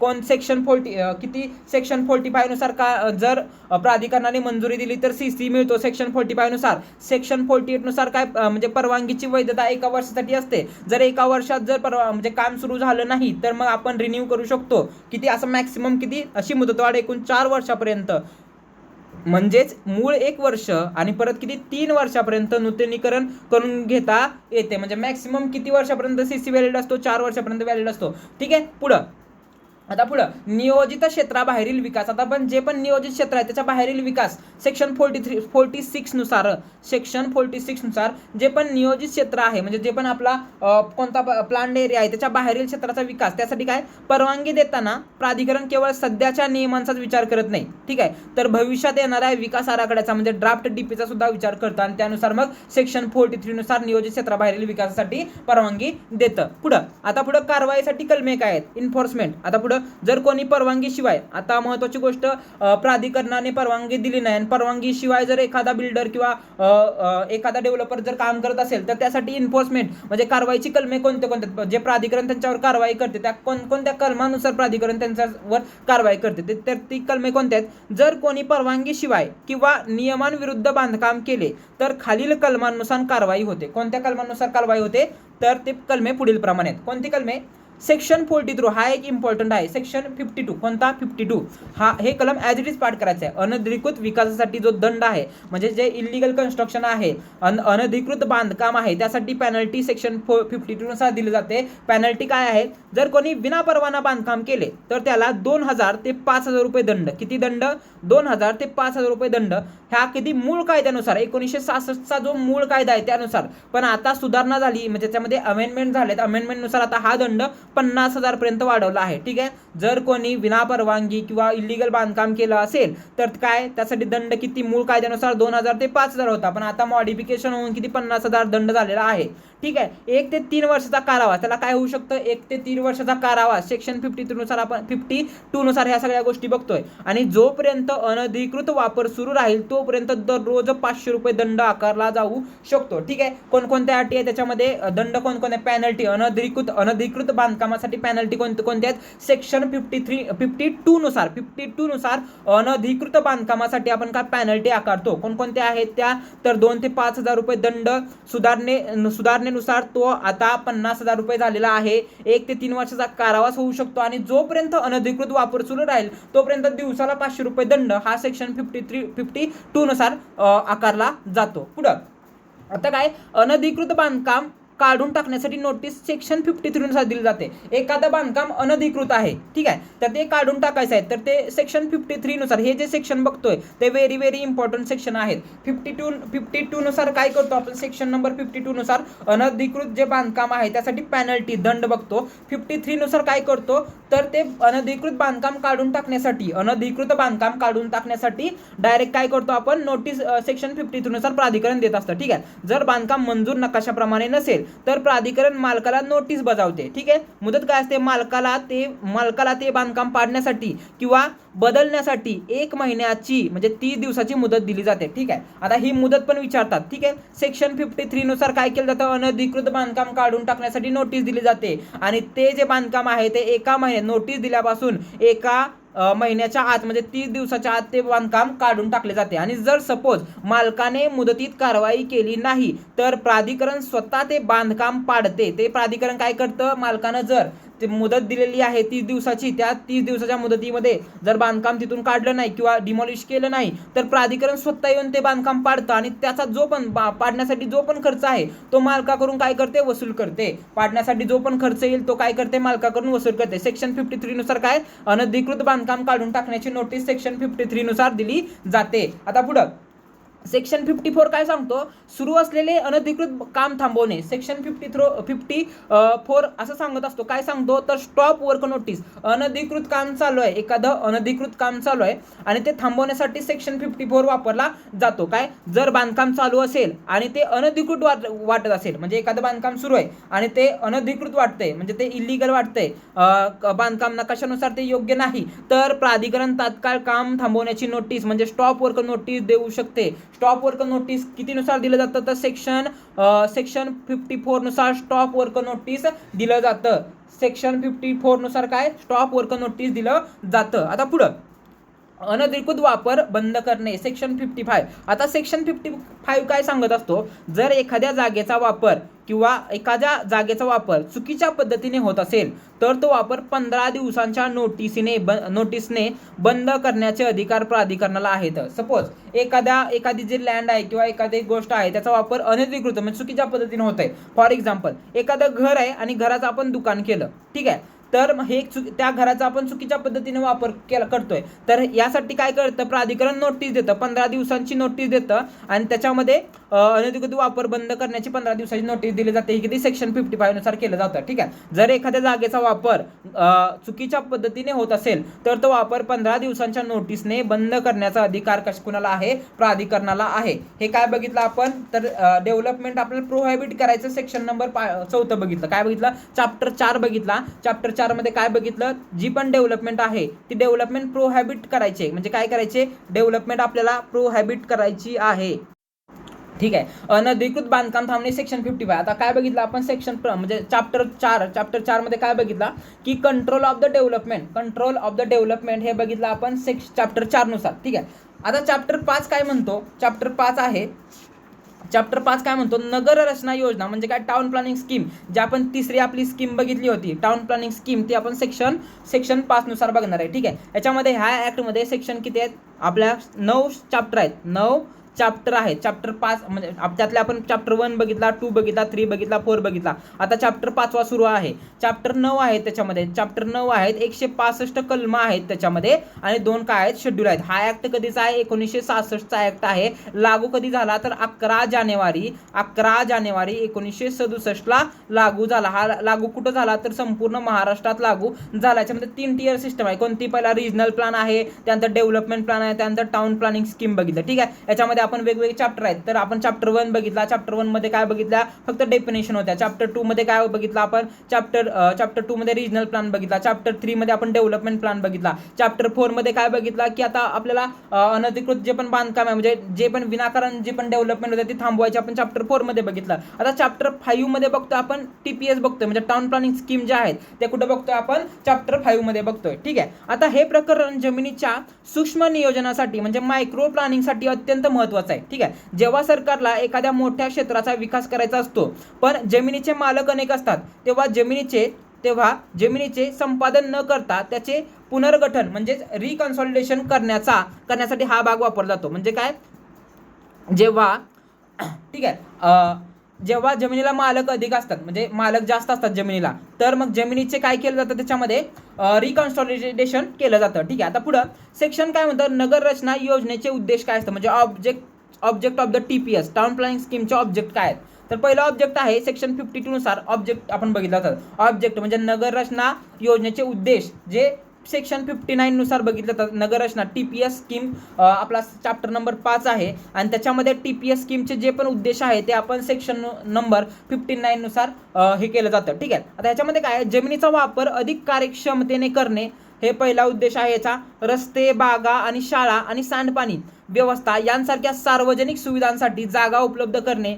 त्यानंतर पुढं विखुरलेल्या भूखंडाचे म्हणजे प्लॉट्स नियमित आकाराच्या भूखंडात रूपांतर करणे, हे काय त्याचे ऑब्जेक्ट आहेत. सेक्शन 52 नुसार TPS चे काय येतात, सेक्शन 59 नुसार TPS चे काय येतात, ऑब्जेक्ट येतात. पुढं आता काय, योजना तयार करण्याचा इरादा म्हणजे declaration of the intention section 60 नुसार म्हणजे TPS साठी डिक्लेरेशन ऑफ द इंटेन्शन हे सेक्शन 60 नुसार केलं जातं. ठीक आहे, नियोजन प्राधिकरण ठराव मंजूर करून जाहीर करते की ते विशिष्ट क्षेत्रासाठी म्हणजे टाउन प्लॅनिंग स्कीम तयार करत आहे. एका विशिष्ट क्षेत्रासाठी नियोजन प्राधिकरण काय करतं, ठराव मंजूर करून जाहीर करतं की टाउन प्लॅनिंग स्कीम तयार करत आहे. ही घोषणा झाल्यापासून 9 महिन्यांच्या आत, ठीक आहे, ही घोषणा झाल्यापासून 9 महिन्यांच्या आत मसुदा म्हणजे ड्राफ्ट स्कीम तयार करणे आवश्यक असते. ठीक आहे, आता जे पण TPS आहे टाउन प्लॅनिंग स्कीम आहे ती किती, जी पण त्यांचा इंटेन्शन ऑफ म्हणजे डिक्लेरेशनचा इंटेंट म्हणजे योजनाचा मसुदा तयार करण्याचा इरादा झाल्यानंतर म्हणजेच काय डिक्लेरेशन ऑफ द इंटेन्शन झाल्यानंतर 9 महिन्याच्या आत, हे एक इम्पॉर्टंट काय काउंट आहे. ठीक आहे, 9 महिन्याच्या आत त्यांना ड्राफ्ट तयार करणं मॅन्डेटरी असतं, आवश्यक असतं. पुढं आता सेक्शन 64 काय सांगतो TPS मध्ये, तर मसुदा योजना तयार करणे, ड्राफ्ट स्कीम सेक्शन 61 to 64 पर्यंत काय ड्राफ्ट स्कीम तयार करण्यासाठी हे सेक्शन इम्पॉर्टंट आहेत. कोणत्या TPS मध्ये ज्या पण ड्राफ्ट स्कीम आहेत ते तयार करण्यासाठी सेक्शन 61 to 64 हा इम्पॉर्टंट आहे. ठीक आहे. यामध्ये प्रत्येक मालकाला मूळ भूखंड म्हणजे ओरिजिनल प्लॉट आणि त्याला योजनेनंतर मिळणारा अंतिम भूखंड प्लॉट दाखवला जातो. ठीक आहे. यामध्ये काय केलं जातं, मसुदा योजना तयार करणे म्हणजे ड्राफ्ट स्कीम तयार करत असताना प्रत्येक जे पण जमिनीचा ओनर आहे त्याला ओरिजिनल प्लॉट आणि योजनेनंतर मिळणारा अंतिम भूखंड म्हणजे फायनल प्लॉट दाखवला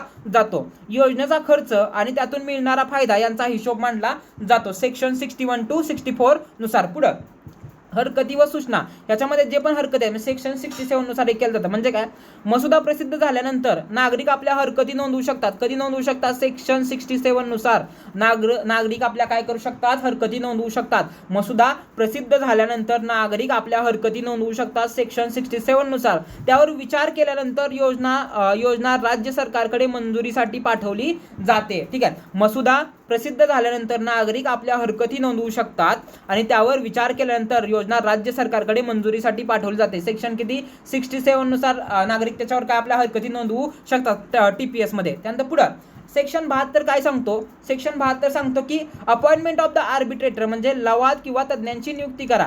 लवाद किंवा तज्ञांची नियुक्ती करणं म्हणजे appointment of the arbitrator section 72 नुसार नियुक्त केलं जातं. आता सेक्शन 72 काय म्हणतो, तर राज्य सरकारला एक लवाद म्हणजेच काय आर्बिट्रेटर नियुक्त करतं. राज्य सरकार एक लवाद म्हणजेच आर्बिट्रेटरची काय करतं, नियुक्ती करतं, आर्बिट्रेटरची नियुक्ती करतं. पुढं लवादाची कामे काय आहेत, तर प्रत्येक भूखंडाचे मोजमाप आणि सीमा निश्चित करणं. जे पण भूखंड आहे त्याची काय करणं, मोजमाप करणं आणि सीमा निश्चित करणं. मूळ भूखंडाची किंमत, अंतिम भूखंडाची किंमत ठरवणं. जो पण मूळ भूखंड आहे आणि अंतिम भूखंड आहे त्याची काय करणं, किंमत ठरवणं.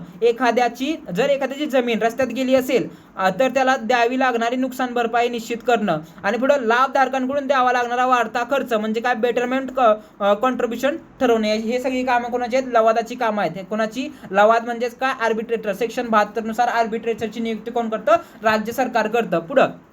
आता पुढं tribunal of appeal. Tribunal of appeal म्हणजेच काय, सेक्शन 55 नुसार ट्रिब्युनल ऑफ सेक्शन 75 सेक्शन 75 काय असतं, tribunal of appeal. Tribunal of appeal हे काय असतं, जर लवादाच्या निर्णयावर कोणी समाधानी नसेल तर ते या ट्रिब्युनलकडे अपील करू शकतात. यात एक अध्यक्ष म्हणजे यात काय असतं, ट्रिब्युनल जो पण बोर्ड असतो ट्रिब्युनलचा त्यात कोण असतो, एक अध्यक्ष असतो. कोण असतो, एक प्रेसिडेंट म्हणजे अध्यक्ष, एक अध्यक्ष त्याच्यामध्ये एक अध्यक्ष. त्यानंतर पुढे जिल्हा न्यायाधीश दर्जाचा एक अध्यक्ष असतो आणि 2 सदस्य असतात. आणि पुढे त्याचे काय असतात, 2 सदस्य. त्याच्यामध्ये 2 सदस्य असतात, सदस्य. ठीक आहे, 2 सदस्य असतात त्याच्यामध्ये. ठीक आहे. महत्त्वाची गोष्ट काय, तर ट्रिब्युनल ऑफ अपील याच्यामध्ये काय असतं, सेक्शन 75 नुसार ट्रिब्युनल ऑफ अपील केली जाते. जर लवादाच्या निर्णयावर कोणी समाधानी नसेल तर ते ट्रिब्युनलकडे अपील करू शकतात. यात एक अध्यक्ष असतो. ट्रिब्युनलमध्ये कोण कोण असतं, एक अध्यक्ष, जिल्हा न्यायाधीश दर्जाचा एक अध्यक्ष असतो आणि 2 काय असतात, सदस्य असतात सेक्शन नंबर 75 नुसार. पुढे आता सेक्शन 86 काय म्हणतो, तर अंतिम योजना फायनल स्कीम ही सेक्शन 86 नुसार डिझाईन केली जाते. ठीक आहे. फायनल स्कीम कधी, सेक्शन 86 नुसार फायनल स्कीम डिसाईड केली जाते. लवादाने सर्व वाद सोडवल्यानंतर आणि राज्य सरकारने मंजुरी दिल्यानंतर ती अंतिम योजना बनते. त्यानंतर जमिनीचा ताबा बदलण्याची प्रक्रिया सुरू होते. आता जो पण TPS जे फायनल स्कीम आहे ती कधी बनते, सेक्शन कोणतं सेक्शन आहे ते, सेक्शन 86 आहे. फायनल स्कीम कोणत्या सेक्शन नुसार बनते, सेक्शन 86 नुसार ती फायनल स्कीम बनते. अंतिम योजना काय आहे, लवादाने सर्व वाद सोडवल्यानंतर, लवाद म्हणजेच कोण, आर्बिट्रेटर. त्या आर्बिट्रेटरने सर्व वाद सोडवल्यानंतर आणि राज्य सरकारने मंजुरी दिल्यानंतर ती अंतिम योजना बनते. यानंतर जमिनीचा ताबा जो आहे तो बदलण्याची प्रक्रिया सुरू केली जाते सेक्शन नंबर 86 नुसार. पुढे आता हे झालं प्रकरण 5. आता प्रकरण 6 काय आहे, आपण याच्यामध्ये 9 चॅप्टर आहेत त्यातलं प्रकरण 6 बघतोय. आता प्रकरण 5 मध्ये काय, टाउन प्लॅनिंग स्कीम, त्याच्या रिलेटेड आपण मेन जे आर्टिकल आहेत ते बघितले. आता प्रकरण 6 काय आहे, तर नवीन शहर आहे, न्यू चॅप्टर, न्यू टर्म्स, हे काय प्रकरण 6 आहे. त्याच्यामध्ये काय आहे, हे प्रकरण अशा क्षेत्रांसाठी आहे जिथे लोकवस्ती अजिबात नाही किंवा खूप कमी आहे आणि सरकारला तिथे एक संपूर्ण शहर वसवायचे आहे.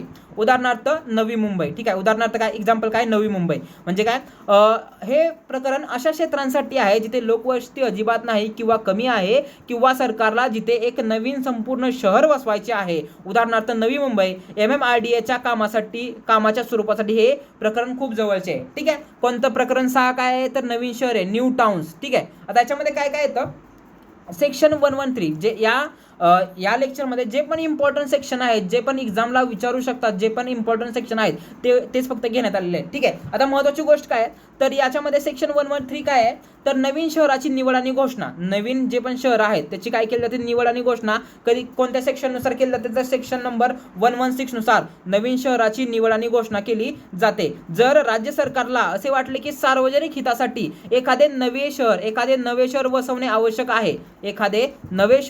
आवश्यक आहे, तर सरकार राजपत्रात अधिसूचना काढून त्या क्षेत्राला न्यू टाउन म्हणून घोषित करते. ठीक आहे, याच कलमांतर्गत न्यू टाउन डेव्हलपमेंट ऑथॉरिटी नवीन शहर विकास प्राधिकरणची स्थापना केली जाते. नवीन शहर विकास प्राधिकरणची काय केली जाते, स्थापना केली जाते. पुढं उदाहरण म्हणजे नवी मुंबईसाठी सिडकोची स्थापना झाली. ठीक आहे, याच अंतर्गत झाली. ठीक आहे, नवीन शहराची स्थापना सेक्शन किती आहे, सेक्शन नंबर 113 नुसार नवीन शहराची स्थापना केली जाते, निवड आणि घोषणा केली जाते. जर सरकारला असे वाटले की सार्वजनिक हितासाठी एखादे नवे शहर वसवणे आवश्यक आहे, तर सरकार राजपत्रात अधिसूचना काढून त्या क्षेत्राला न्यू टाउन म्हणून घोषित करते. याच कलमांतर्गत न्यू टाउन डेव्हलपमेंट ऑथॉरिटी म्हणजेच काय, नवीन शहर प्राधिकरण ची स्थापना केली जाते. उदाहरण नवी मुंबईसाठी सिडकोची स्थापना याच कलमाद्वारे करण्यात आली आहे. ठीक आहे, कोणते सेक्शन नंबर 113. आता पुढं सेक्शन 114 काय सांगतो तर विकास प्राधिकरणाचे जे पण अधिकार आहेत ते सेक्शन 114 नुसार सांगितले जातात. या प्राधिकरणाला त्या ठराविक क्षेत्रासाठी जमिनीचे नियोजन करण्याचे आणि ती संपादित म्हणजे ॲक्वायर करण्याचे पूर्ण अधिकार असतात. कुणाला, विकास प्राधिकरणाला. सेक्शन 114 नुसार हे प्राधिकरण रस्ते बनवते, पाणी पुरवठा करते, वीज आणि इतर पायाभूत सोयीसुविधा निर्माण करण्यासाठी जबाबदार असते. सेक्शन नंबर 114 नुसार. पुढं जमिनीचे संपादन, acquisition of the land. Section number 116 नुसार जमिनीचे ॲक्विजिशन केले जाते म्हणजे संपादन केले जाते. ठीक आहे, जे पण रस्त्यासाठी, रोडसाठी किंवा ह्याच्यासाठी जी जमीन लागणार आहे ते काय ॲक्विजिशन ऑफ लँड ॲक्ट म्हणजे याच्या सेक्शन 116 नुसार केली जाते. काय, नवीन शहर वसवण्यासाठी आवश्यक असलेली सर्व जमीन हे प्राधिकरण राज्य सरकारमार्फत संपादित करू शकते. कुणामार्फत, राज्य सरकारमार्फत संपादित करू शकते. ही जमीन प्राधिकरणाकडे सोपवली जाते जेणेकरून तिथे रस्ते, निवासी संकुले किंवा औद्योगिक क्षेत्रे विकसित करू शकतात. किती, सेक्शन 116 नुसार ॲक्विजिशन ऑफ द लँड. पुढं नियोजन आणि नियंत्रण, सेक्शन 118 नुसार नियोजन आणि नियंत्रण काय असतं, नवीन शहरासाठी प्राधिकरण एक स्वतंत्र विकास आराखडा म्हणजे डेव्हलपमेंट प्लॅन तयार करतं.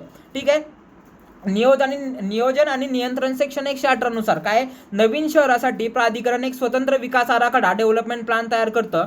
त्या क्षेत्रातील बांधकामांना परवानगी देणारे अधिकार म्हणजे बिल्डिंग परमिशन पूर्णपणे याच प्राधिकरणाकडे असतात. या प्राधिकरणाकडे असतात. ठीक आहे, सेक्शन 118 नुसार. पुढं प्राधिकरण बरखास्त करण्याबाबत. ठीक आहे, म्हणजे डिझॉल्युशन, सेक्शन 122 नुसार प्राधिकरण जे पण नवीन टाउनसाठी आहे ते बरखास्त करण्यासाठी सेक्शन 122 काय, जेव्हा नवीन शहराचे काम पूर्ण होते, जेव्हा पण नवीन जे शहर आहे त्याचं काम पूर्ण होते आणि तिथे स्थानिक स्वराज्य संस्था उदाहरणार्थ महानगरपालिका स्थापन होते, तेव्हा राज्य सरकार विकास प्राधिकरण जे पण आधी स्थापन केलं होते ते बरखास्त करू शकते. काय, जेव्हा नवीन शहराचे काम पूर्ण होते आणि तिथे स्थानिक स्वराज्य संस्था उदाहरणार्थ महानगरपालिका स्थापन होते, तेव्हा राज्य सरकार हे विकास प्राधिकरण म्हणजे काय, विकास प्राधिकरण जे पण डेव्हलप केलं होतं ते बरखास्त करू शकते. किती, सेक्शन 112 नुसार. कोणत्या सेक्शन नुसार बरखास्त करू शकते तर सेक्शन 112 नुसार बरखास्त करू शकते. यानंतर त्या शहराची सर्व मालमत्ता आणि जबाबदारी संबंधित महानगरपालिकेकडे सोपवली जाते. सेक्शन 122 नुसार बरखास्त करू शकते. पुढं आता प्रकरण 6 झालं. प्रकरण 6 काय बघितलं आपण, न्यू टाउन डेव्हलपमेंट करायचं असेल तर प्रकरण 6 बघितलं, नवीन शहर आहे. ठीक आहे, आता प्रकरण 7 काय आहे तर जमीन संपादन कशी करणार, म्हणजे काय लँड ॲक्वायर कशी करणार, लँड ॲक्विजिशन हे जे आहे तर प्रकरण 7 मध्ये काय बघणार आहे आपण, लँड ॲक्विजिशन. प्रकरण 7 मध्ये जे पण लँड ॲक्विजिशनसाठी इम्पॉर्टंट जे सेक्शन आहे ते आपण कुठे बघणार आहे, प्रकरण 7 मध्ये बघणार आहे. ते काय आहे, जेव्हा विकास आराखड्यात म्हणजे डेव्हलपमेंट प्लॅन मध्ये एखादी जमीन रस्ता, शाळा किंवा बागेसाठी आरक्षित ठेवली जाते तेव्हा ती जमीन ताब्यात घेण्याच्या प्रक्रिया या प्रकरणात दिली आहे. म्हणजे काय, जेव्हा एखादा विकास आराखडा आहे, डेव्हलपमेंट प्लॅनसाठी एखादी जमीन असेल, रस्ता असेल, शाळा किंवा बागेसाठी आरक्षित ठेवली जाते तेव्हा ती जमीन ताब्यात घेण्याची जी प्रक्रिया आहे ती या प्रकरणात दिली आहे. किती, सेक्शन नंबर प्रकरण 7 नुसार. आता हे जे ऍक्ट आहे 1966 चा जो ऍक्ट आहे हे 11 जानेवारी 1967 ला लागू झाला. याच्यामध्ये 9 चॅप्टर आहेत, त्यातला हा 7वा चॅप्टर काय, जमीन संपादन म्हणजे लँड ॲक्विजिशन. ठीक आहे. आता त्याच्यामध्ये जी आर्टिकल सेक्शन 125 काय म्हणतं, सेक्शन 125 नुसार आरक्षित जमिनीचे संपादन करायचं. काय करायचं, ॲक्विजिशन ऑफ द लँड. जे पण आरक्षित केले म्हणजे कशासाठी, शाळा असेल, महाविद्यालय असेल किंवा रोड असेल किंवा बगीचा असेल किंवा मग वेगवेगळे जे पण प्लांट असतील त्यासाठी जी पण जमीन आरक्षित केलेली आहे ती आरक्षित लँड ॲक्वायर करायसाठी सेक्शन 125. जर एखादी जमीन विकास आराखड्यात म्हणजे डेव्हलपमेंट प्लॅन किंवा प्रादेशिक योजनेत सार्वजनिक कारणासाठी आरक्षित असेल तर ती सार्वजनिक उपयोगासाठी आवश्यक म्हणजे required for the public purpose असे मानले जाते. म्हणजे सेक्शन 125 नुसार काय, जर एखादी जमीन विकास आराखड्यात किंवा प्रादेशिक योजनेत सार्वजनिक कारणासाठी आरक्षित असेल तर ती सार्वजनिक उपयोगासाठी आवश्यक म्हणजे required for the public purpose असे मानले जाते सेक्शन 125 नुसार. पुढे जमीन संपादित करायची पद्धत. आता ती जी जमीन आहे ती कशी ॲक्वायर करायची, सेक्शन 126 नुसार ती ॲक्वायर केली जाते. त्याचे 3 पद्धतीने जमीन आपण ॲक्वायर केली जाते. कोणकोणत्या, तर त्या 3 पद्धती पुढील प्रमाणे. कोणकोणत्या 3, तर पहिली आहे सेक्शन 126(1) नुसार आपण ॲक्वायर करू शकतो, सेक्शन 126(b) नुसार ॲक्वायर करू शकतो किंवा सेक्शन 126(1) क नुसार आपण ॲक्वायर करू शकतो. आता सेक्शन 126(अ) काय म्हणतंय, तर परस्पर संमतीने म्हणजे काय, बाय ॲग्रीमेंट, परस्पर संमतीने प्राधिकरण आणि मालक यांच्यात बोलणी होऊन ठरलेली रक्कम कॅश देऊन जमीन घेतली जाते. ठीक आहे. परस्पर संमतीने लँड ॲक्वायर करायचे तर ती लँड ॲक्वायर करायसाठी 126(अ) काय म्हणतं, तर परस्पर संमतीने ते लँड ॲक्वायर करू शकतो. डायरेक्ट ओनर सोबत परस्पर संमतीने ॲग्रीमेंट करून आपण लँड ॲक्वायर करू शकतो. आता सेक्शन 126(ब) काय म्हणतं, FSI किंवा TDR, FSR किंवा TDI वापरून. आता FSI काय, फ्लोअर स्पेस इंडेक्स. मालकाला त्याच्या जमिनीच्या बदल्यात त्याच जमिनीवर किंवा उरलेल्या जमिनीवर जास्त बांधकाम करण्याची परवानगी दिली जाते FSI नुसार. आणि TDR नुसार काय, तर ट्रान्सफर डेव्हलपमेंट राईट. जर मालकाने आपली जमीन सरकारला विनामूल्य दिली तर त्याला विकास हक्क प्रमाणपत्र म्हणजे DRC दिले जाते. हे हक्क तो दुसऱ्या जागेवर बांधकाम करण्यासाठी वापरू शकतो किंवा दुसऱ्याला विकू पण शकतो ती जमीन विकू पण शकतो. TDR म्हणजे काय, जर मालकाने आपली जमीन सरकारला विनामूल्य दिली असेल तर त्याला विकास हक्क प्रमाणपत्र DRC दिलं जातं आणि ते हक्क दुसऱ्या जागेवर म्हणजे तो जो हक्क आहे दुसऱ्या जागेवर बांधकाम करण्यासाठी वापरू शकतो किंवा दुसऱ्याला विकू शकतो. सेक्शन 126(अ) काय म्हणतं, तर बाय ॲग्रीमेंट म्हणजे परस्पर संमतीने. सेक्शन 126(ब) काय म्हणतं, FSI किंवा TDR वापरून. FSI म्हणजे काय, तर मालकाला त्याच्या जमिनीच्या बदल्यात त्याच जमिनीवर किंवा उरलेल्या जमिनीवर जास्त बांधकाम करण्याची परवानगी दिली जाते. TDR काय म्हणतं, TDR नुसार काय, जर मालकाने आपली जमीन सरकारला विनामूल्य दिली तर त्याला विकास हक्क प्रमाणपत्र म्हणजे DRC दिलं जातं. ते हक्क तो दुसऱ्या जागेवर बांधकाम करण्यासाठी वापरू शकतो किंवा दुसऱ्याला विकू शकतो. आणि 126(क) काय म्हणतं, भूसंपादन कायद्यानुसार म्हणजे लँड ॲक्विजिशन ॲक्ट नुसार जर वरील 2 मार्ग अयशस्वी झाले तर भूमी संपादन कायदा लँड ॲक्विजिशन ॲक्ट नुसार सक्तीने परत एकदा सांगतो, सक्तीने संपादन केले जाते. ठीक आहे. काय केलं जातं, 126 नुसार लँड ॲक्वायर केली जाते. पहिला 126(अ) काय म्हणतो, तर परस्पर संमतीने लँड ॲक्वायर झाली तर ठीक आहे. 126(ब) काय म्हणतो, FSI किंवा TDR वापरा. त्यानंतर 126(क) काय म्हणतो, भूसंपादन कायद्याअंतर्गत जर वरचे दोन्ही मार्ग 126(अ) आणि 126(ब) जर फेल झाला तर डायरेक्ट म्हणजे कोणता लँड ॲक्विजिशन ॲक्ट वापरणार आणि सक्तीने ती जमीन काय केली जाते, संपादन केली जाते. सक्तीने ती जमीन संपादन केली जाते. आता डायरेक्ट सेक्शन 127 काय म्हणतो, परचेस नोटीस म्हणजे खरेदी नोटीस सेक्शन 127 नुसार दिली जाते. काय म्हणतो सेक्शन 127, जर विकास आराखडा डेव्हलपमेंट प्लॅन मंजूर होऊन 10 वर्ष झाली आहेत. ठीक आहे. विकास आराखडा डेव्हलपमेंट प्लॅन मंजूर होऊन 10 वर्ष झाली आणि प्राधिकरणाने आरक्षित जमिनीचा ताबा घेतला नाही. आणि जी पण आरक्षण म्हणजे जो पण आरक्षित जमीन आहे त्या जमिनीचा ताबा प्राधिकरणाने घेतलेला नसेल तर त्या जमिनीचा जो ओनर आहे तो प्राधिकरणाला खरेदी नोटीस देऊ शकतो. तर त्या जमिनीचा जो ओनर आहे तो काय करू शकतो, प्राधिकरणाला खरेदी नोटीस देऊ शकतो. आणि नोटीस मिळाल्यापासून 24 महिन्यांच्या म्हणजेच किती 2 वर्षाच्या आत जर प्राधिकरणाने संपादन प्रक्रिया पूर्ण केली नाही तर त्या जमिनीवरील आरक्षण आपोआप रद्द म्हणजे लॅप्स ऑफ रिझर्वेशन होते. म्हणजे त्या जमिनीवरची जे पण आरक्षण अगोदर जे क्लेम केलं होतं प्राधिकरणाने ते काय होतं, रद्द होतं. जर विकास आराखडा मंजूर होऊन 10 वर्ष झाली आणि प्राधिकरणाने आरक्षित जमिनीचा ताबा घेतला नाही तर मालक प्राधिकरणाला खरेदी नोटीस देऊ शकतो. नोटीस मिळाल्यापासून 24 महिन्यांच्या म्हणजेच किती 2 वर्ष, हा काउंट आहे तो इम्पॉर्टंट आहे, 24 महिन्यांच्या आत म्हणजे 2 वर्षांच्या आत जर प्राधिकरणाने संपादन प्रक्रिया पूर्ण केली नाही तर त्या जमिनीवर आरक्षण आपोआप रद्द होते. आणि यानंतर मालक जमीन त्याच्या मूळ झोननुसार म्हणजे निवासी झोननुसार वापरू शकतो. पुढं सेक्शन 127 नुसार खरेदी नोटीस देऊ शकतो. पुढं सेक्शन 128 काय म्हणतं, सेक्शन 128 काय सांगत असतं तर सेक्शन 128 म्हणतं जर एखादे आरक्षण एका प्राधिकरणाकडून दुसऱ्या प्राधिकरणाकडे म्हणजेच उदाहरणार्थ महानगरपालिकेकडून MMRD कडे जर हस्तांतरित करायचे असेल तर राज्य सरकार तसे आदेश देऊ शकतं. सेक्शन 128 नुसार हस्तांतरण आरक्षणाचे काय करू शकतं, हस्तांतरण. सेक्शन 128 नुसार आरक्षणाचे हस्तांतरण होते. काय, जर एखादे आरक्षण एका प्राधिकरणाकडून दुसऱ्या प्राधिकरणाकडे उदाहरणार्थ महानगरपालिकेकडून MMRD कडे हस्तांतरित करायचे असेल तर राज्य सरकार तसा आदेश देऊ शकते. कोणत्या सेक्शन नुसार तर सेक्शन 128 नुसार देऊ शकते. पुढं आता सेक्शन 7 पण झाला. सेक्शन 7 काय बघितलं आपण तर सेक्शन 7 होतं जमीन संपादन करायच्या ज्या पण पद्धती होत्या म्हणजे ज्या पण जमीन संपादन करायचे होत्या ते सेक्शन आपण 7 मध्ये चॅप्टर 7 मध्ये बघितलं.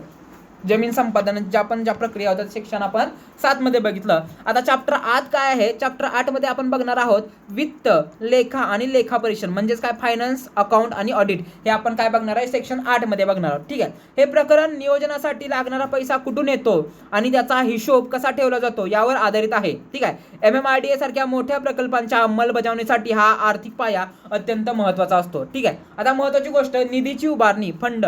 आता सेक्शन 129 नुसार ह्या प्राधिकरण जो पण प्राधिकरण आहे नियामक प्राधिकरण जे पण आहे त्यासाठी फंड कुठून येतो तर प्रत्येक प्राधिकरणाकडे त्यासाठी फंड कुठून जे पण प्राधिकरण आहे त्यासाठी फंड कुठून येतं, प्रत्येक प्राधिकरणाकडे प्लॅनिंग ऑथॉरिटीकडे स्वतःचा एक स्वतंत्र निधी असतो. ठीक आहे, या निधीमध्ये त्याला खालील प्रमाणे पैसे जमा होतात. कोणकोणते तर सरकारकडून मिळणारे ज्यांना अनुदान असतील, ग्रँट असतील, त्यानंतर कर्जाच्या स्वरूपात घेतलेली रक्कम असेल किंवा लोन असतील, जमिनीचा विकास करताना आकारले जाणारे शुल्क म्हणजे डेव्हलपमेंट जे पण चार्जेस असतील ते, आणि कायद्याअंतर्गत वसूल केलेला दंड या सगळ्या अंतर्गत काय होतं त्यांना निधीची उभारणी केली जाते. सेक्शन 129 नुसार काय केलं जातं, प्रत्येक नियोजन प्राधिकरणाकडे स्वतःचा एक स्वतंत्र निधी असतो.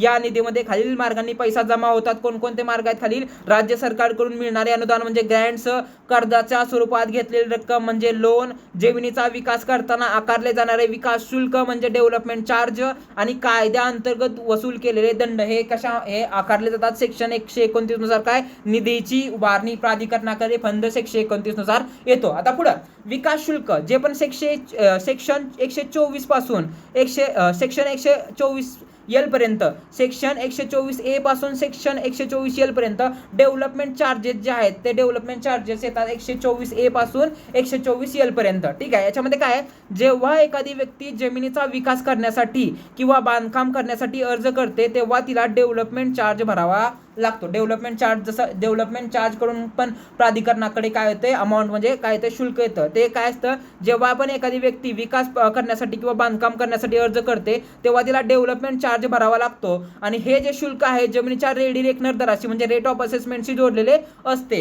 हे पैसे केवळ पायाभूत सुविधा म्हणजे रस्ते असतील, पाणी, सांडपाणी सुधारण्यासाठीच वापरले जाऊ शकतात. काय डेव्हलपमेंट चार्जेस कुठेही सेक्शन 124 ए पासून सेक्शन 124 एल पर्यंत काय डेव्हलपमेंट चार्जेस. पुढं आता पुढं निधीचा जो विनियोग आहे म्हणजे ऍप्लिकेशन ऑफ फंड, आता जो पण फंड आला त्याचं ऍप्लिकेशन सेक्शन 130 नुसार केलं जातं. किती?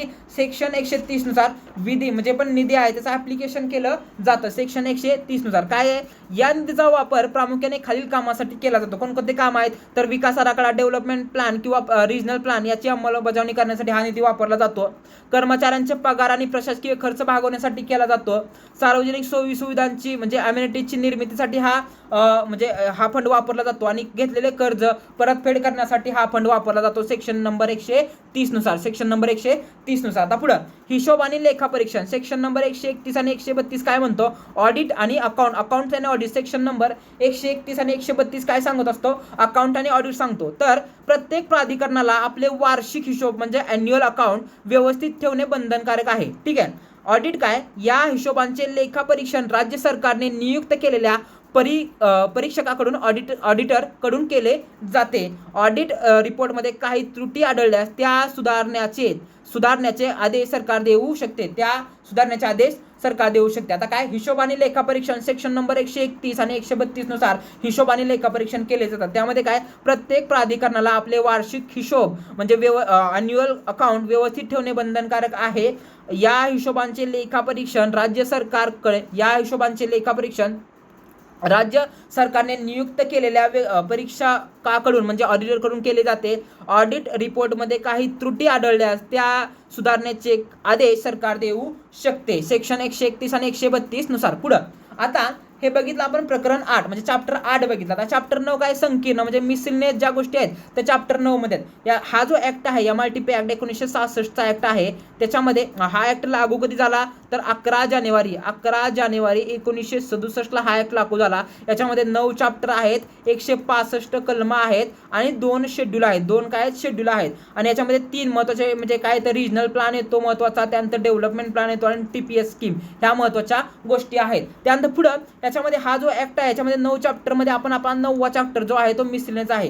ठीक आहे. याच्यामध्ये 165 कलम आहेत. ठीक आहे. आता महत्त्वाची गोष्ट जो 9वा चॅप्टर आहे हे MRTP कायद्याचे शेवटचे आणि अत्यंत महत्त्वाचे प्रकरण आहे. यामध्ये कायद्याची अंमलबजावणी करताना येणारे कायदेशीर अडथळे सरकारचे सर्वोच्च अधिकार आणि प्रक्रियात्मक नियम दिले आहेत. आता ते कोणकोणते आहेत ते पाहू. राज्य सरकारचे आदेश देण्याचे अधिकार सेक्शन 154. सेक्शन 154 नुसार राज्य सरकार काय देऊ शकतं? अधिकार देऊ शकतं म्हणजे आदेश देऊ शकतं. काय? या कलमानुसार राज्य सरकार कोणत्याही नियोजन प्राधिकरणाला उदाहरणार्थ MMRD असेल किंवा PMC असेल किंवा कोणतंही नियोजन प्राधिकरण असेल त्याला धोरणात्मक आदेश देऊ शकते. कोणतं सेक्शन? तर सेक्शन 154 नुसार. हे आदेश प्राधिकरणावर बंधनकारक असतात. जे पण राज्य सरकार आदेश देईल ते आदेश प्राधिकरणावर काय असतात? बंधनकारक असतात.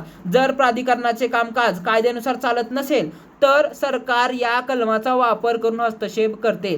जर प्राधिकरणाचं जे पण कामकाज आहे ते कायद्यानुसार चालत नाही असं वाटत असेल तर सरकार काय करतं? या कलमाचा वापर करून हस्तक्षेप करतं. काय महत्त्वाचं काय कलम आहे? सेक्शन 154 आहे. काय सेक्शन 154? राज्य सरकारचे आदेश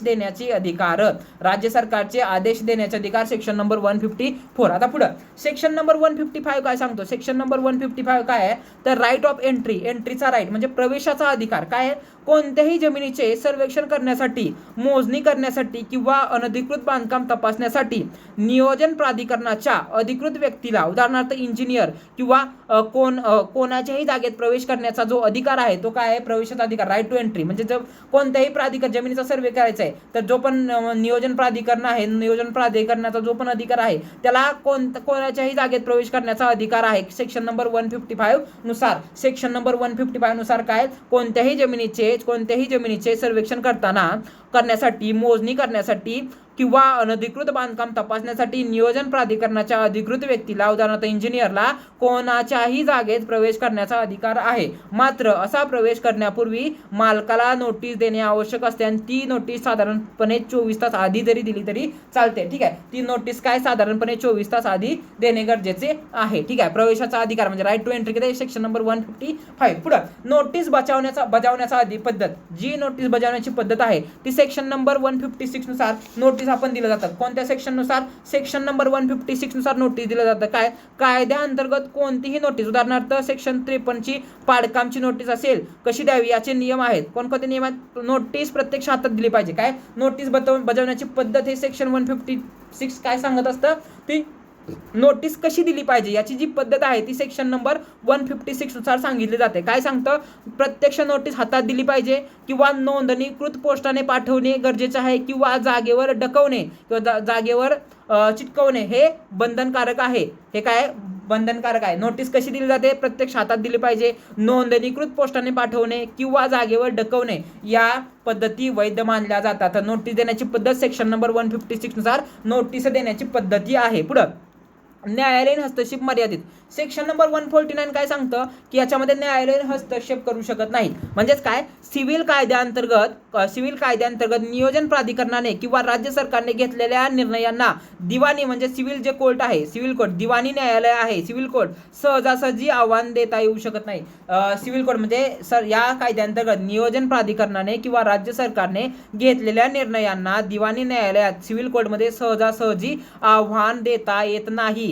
यामुळे काय होतं की नियोजनाच्या कामात न्यायालयीन प्रक्रियेमुळे होणारा विलंब टाळता येतो. नियोजनाचं जे पण काम असेल त्यामुळे न्यायालयीन प्रक्रियेमुळे जो विलंब होतो तो टाळता येतो. काय होतं? सेक्शन 149 काय सांगत असतं की या कायद्याअंतर्गत नियोजन प्राधिकरणाने किंवा राज्य सरकारने घेतलेल्या निर्णयांना दिवाणी न्यायालयात सिव्हिल कोर्टमध्ये सहजासहजी आव्हान देता येत नाही. त्यामुळं नियोजनाच्या कामात न्यायालयीन प्रक्रियेमुळे होणारा विलंब टाळता येतो सेक्शन नंबर 149 नुसार. आता पुढे सेक्शन 151 काय सांगत असतं? तर अधिकार प्रदान करतं. Delegation of the power. Section number 151 delegation of the power संदर्भात आहे. काय आहे? राज्य सरकार आपले अधिकार खालच्या अधिकाऱ्यांना किंवा प्राधिकरणाला देऊ शकतं. राज्य सरकार आपले अधिकार खालच्या अधिकाऱ्याला किंवा प्राधिकरणांना देऊ शकतं. त्याचप्रमाणे प्राधिकरणाचे मुख्य कार्यकारी अधिकारी आपले अधिकार इतर तांत्रिक अधिकाऱ्यांना सोपवू शकतात. म्हणजे काय? अधिकार प्रदान करणे म्हणजे delegation of power section number 152 नुसार राज्य सरकार अधिकाऱ्याला देऊ शकतात, अधिकारी त्यांच्या खालच्या अधिकाऱ्यांना देऊ शकतात अधिकार. ठीक आहे? सेक्शन नंबर 151 नुसार. आता सेक्शन नंबर 147 काय सांगत असतो? नियमांचे उल्लंघन आणि शिक्षा. जर कोणी कायद्यातील नियमांचा भंग केला आणि त्यासाठी स्वतंत्र शिक्षेची तरतूद नसेल तर या कलमाअंतर्गत दंड आकारला जातो. कोणत्या कलमाअंतर्गत? तर सेक्शन नंबर 147 नुसार दंड आकारला जातो. जर कोणी या कायद्यातील नियमांचा भंग केला आणि त्यासाठी स्वतंत्र शिक्षेची तरतूद जर नसेल तर या कलमाअंतर्गत दंड आकारला जातो. कोणत्या कलमाअंतर्गत? तर सेक्शन नंबर 147 नुसार दंड आकारला जातो. कधी?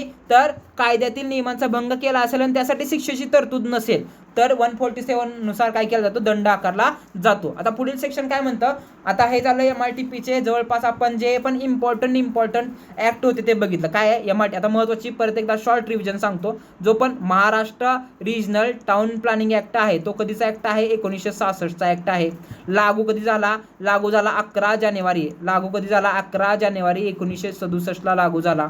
ठीक आहे? कुठं लागू झाला? तर संपूर्ण महाराष्ट्रामध्ये लागू झाला. याच्यामध्ये काय 9 चॅप्टर आहेत. ते 9च्या 9 आपण चॅप्टर बघितले. ते आपण त्यातले इम्पॉर्टंट आर्टिकल बघितले. 165 कलम आहेत. 165 मध्ये जे पण MMRDA साठी व्हेरी इम्पॉर्टंट कलम आहेत आणि जे परीक्षेच्या दृष्टिकोनातून विचारले जाऊ शकतात ते सगळी कलम आपण 105 ते आपण बघितलेले आहेत. आणि 2 शेड्यूल आहेत. ते 2 शेड्यूल आपण पुढे बघणार आहोत.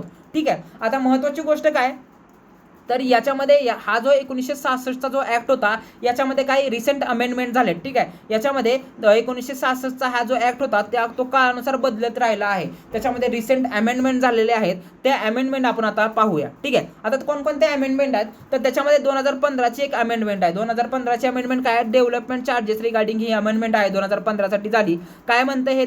विकास शुल्कात वाढ म्हणजे काय? डेव्हलपमेंट जे पण चार्जेस आहेत त्याच्यामध्ये वाढ करण्याची ही अमेंडमेंट होती 2015 साली आली. 1966च्या ऍक्टमध्ये ही अमेंडमेंट अशी आहे की व्हायटल अर्बन ट्रान्सपोर्ट प्रोजेक्ट म्हणजे मेट्रो असेल, मोनोरेल असेल किंवा बस रॅपिड ट्रान्सपोर्ट असेल, BRTS असेल. ठीक आहे? यांसारख्या महत्त्वाच्या प्रकल्पांच्या निधीसाठी विकास शुल्कावर म्हणजे पण डेव्हलपमेंट चार्ज असेल त्यासाठी अतिरिक्त अधिभार म्हणजे सेस लावण्यासाठी तरतूद करण्यात आली. अतिरिक्त सेस म्हणजे अतिरिक्त अधिभार सेस लावण्यासाठी हा 2015ची जी पण अमेंडमेंट होती ती लावण्यात आली की काय अमेंडमेंट आहे 2015ची विकास शुल्कात वाढ ही अमेंडमेंट 2015ची अमेंडमेंट आहे. याच्यामध्ये काय डेव्हलपमेंट चार्जवरती अधिभार म्हणजे अतिरिक्त अधिभार सेस लावण्याची तरतूद त्याच्यामध्ये करण्यात आली 2015च्या अमेंडमेंटनुसार. त्यानंतर 2017ला अमेंडमेंट, त्यानंतर 2 वर्षानं 2017ला एक अमेंडमेंट झाली. ती अमेंडमेंट काय सांगते त्याच्यामध्ये कंपाऊंडिंग म्हणजेच काय अनधिकृत बांधकामे नियमित करणे त्यासाठी एक 2017ला अमेंडमेंट झाली. ती अमेंडमेंट कोणती? सेक्शन 52A नुसार 31 डिसेंबर 2015 पूर्वीची कधीची 31 डिसेंबर 2015 पूर्वीची अनधिकृत बांधकामे कंपाऊंडिंग फी भरून काही अटींसह नियमित करण्याची तरतूद करण्यात आली. काय आहे 2017ची जी अमेंडमेंट होती ती काय सांगते तर 31 डिसेंबर 2015 पूर्वी जे पण अनधिकृत बांधकाम आहेत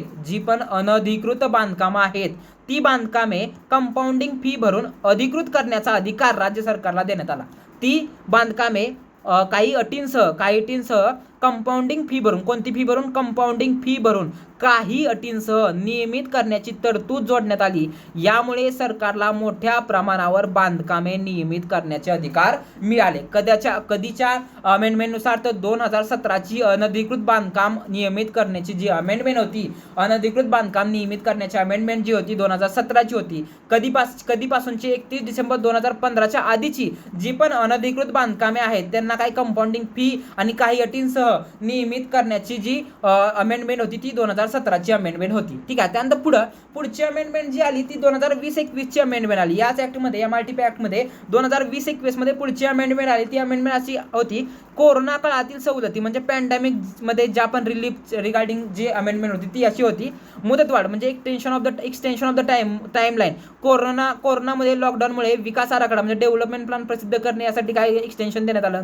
हरकती नोंदवणे किंवा मंजुरी देणे या प्रक्रियांना होणारा उशीर लक्षात घेऊन 6 ते 12 महिन्यांनी विशेष मुदतवाढ देण्यात आली होती. ठीक आहे. म्हणजे indirectly extension of the pandemic relief म्हणून थोडा एक्सटेन्शन पिरियड सुविधांमध्ये देण्यात आला होता. हा काय होता 20-21ची अमेंडमेंट होती. त्यानंतर पुढे 23-24ची अमेंडमेंट होती. ती 23-24ची अमेंडमेंट काय होती? प्रक्रिया सुलभ करण्यासाठी म्हणजे प्रोसिजरल ईज करण्यासाठी म्हणजे प्रक्रिया सुलभ करण्यासाठीची 2023-24ची जी अमेंडमेंट होती ती काय होती तर सेक्शन 30 नुसार ड्राफ्ट विकास आराखडा राज्य सरकारकडे सादर करण्याची मुदत 6 महिन्यांवरून 12 महिने करण्यात आली, विशेषतः मोठ्या महानगरपालिकांसाठी. ठीक आहे. सेक्शन 30 नुसार राज्य सरकारकडे जो ड्राफ्ट ऑफ डेव्हलपमेंट प्लॅन सादर करायचा जी मुदत होती ती 6 महिने होती आधी. ती 6 महिन्यावरून किती 12 महिने करण्यात आली. ठीक आहे. कधीची 2023-24च्या अमेंडमेंटनुसार 23-24ची अमेंडमेंट काय होती तर प्रक्रिया सुलभ करण्यासाठी सेक्शन 30 नुसार काय आपण करतो डेव्हलपमेंट प्लॅनचा ड्राफ्ट सादर करतो कुठं राज्य सरकारकडे. तर ते अगोदर 6 महिन्यात सादर करणे बंधनकारक होतं पण या ऍक्टनुसार म्हणजे या अमेंडमेंटनुसार तर ते 12 महिन्यात सादर करणं बंधन म्हणजे थोडीशी त्याला डील देण्यात आली. ठीक आहे. प्लॅनिंग ऑथॉरिटी व्याप्ती ही काय केवळ महानगरपालिकाच नाही तर इतर नियोजन प्राधिकरणांनाही काही विशेष सवलती लागू करण्यात आल्या. ठीक आहे. फक्त म्हणजे महानगरपालिकांच्या सवलती लागू होतील असं नाही तर काही म्हणजे नियोजन प्राधिकरण आहेत त्यांना सुद्धा या सवलती लागू करण्यात आल्या. ठीक आहे. ही काय होती प्रक्रिया सुलभ करण्याची जी अमेंडमेंट होती 23-24ची अमेंडमेंट होती. आता पुढे 2025ची जी लेटेस्ट अमेंडमेंट आहे ती काय होती लेटेस्ट अमेंडमेंट 2025 स्ट्रक्चर प्लॅन आणि नवीन बदल हे 2025ची लेटेस्ट अमेंडमेंट होती. कोणती? स्ट्रक्चर प्लॅन आणि नवीन बदल. ठीक आहे. याच्यामध्ये काय चॅप्टर 3B असं सांगतो स्ट्रक्चरल प्लॅन काय म्हणतो विकास आराखड्याच्या काही आधी एक व्यापक स्ट्रक्चरल प्लॅन तयार करण्याची नवीन संकल्पना मांडणी केली. ठीक आहे. जो पण आपण डेव्हलपमेंट प्लॅन तयार करतो त्याच्या आधी एक व्यापक स्ट्रक्चरल प्लॅन तयार केला पाहिजे अशी एक नवीन संकल्पना 2025च्या म्हणजे अमेंडमेंटमध्ये आली. 2025च्या अमेंडमेंटमध्ये काय आली विकास प्लॅन तुम्ही सादर करताय ठीक आहे पण त्याच्या अगोदर एक डेव्हलपमेंट म्हणजे एक प्रदीर्घ असा स्ट्रक्चरल प्लॅन सादर करण्याची संकल्पना मांडणी केली. कधी 2025च्या लेटेस्ट अमेंडमेंट. कोणता प्लॅन? Structural plan. ठीक आहे. सेक्शन 22च्या सुधारणा काय आहेत तर औद्योगिक आणि व्यावसायिक वापरासाठी जमिनीचे वाटप अधिक स्पष्टपणे आणि मोठ्या प्रमाणात करण्याचे निर्देश दिले आहेत इकॉनॉमिक व्हॅलिडिटीसाठी. ठीक आहे. सेक्शन 22 नुसार काय सेक्शन 22च्या सुधारणा काय आहेत तर औद्योगिक आणि व्यावसायिक वापरासाठी जमिनीचे वाटप अधिक स्पष्टपणे आणि मोठ्या प्रमाणात करण्याचे निर्देश दिले आहेत इकॉनॉमिक व्हॅलिडिटीसाठी. हे एक दुसरा बदल जी पण लेटेस्ट अमेंडमेंट 2025 आहे त्याच्यामध्ये. ठीक आहे. आता सेक्शन 60A काय सांगतो टाउन प्लॅनिंग ऑफिसर नगर रचना योजनेसाठी TPS नगर रचना टाउन प्लॅनिंग स्कीमसाठी आता एका पात्र टाउन प्लॅनिंग ऑफिसरची नियुक्ती करणे बंधनकारक करण्यात आले आहे, जो जमिनीचे पुनर्गठन आणि व्हॅल्युएशन करेल. आधी एक आर्बिट्रेटर इथं केला म्हणजे निवडून दिला जात होता. आता काय केलं जातं, नगररचना योजनेसाठी टीपीसाठी आता एक टाउन प्लॅनिंग ऑफिसरची नियुक्ती करणे बंधनकारक आहे. कोणाची नियुक्ती करणे बंधनकारक आहे, तर टाउन प्लॅनिंग ऑफिसरची नियुक्ती करणे बंधनकारक आहे जमिनीचा पुनर्गठन करण्यासाठी. ठीक आहे, 2025चा हा लेटेस्ट अमेंडमेंट बघतोय. त्यानंतर पुढे सेक्शन 86 काय म्हणतं, सुधारणा.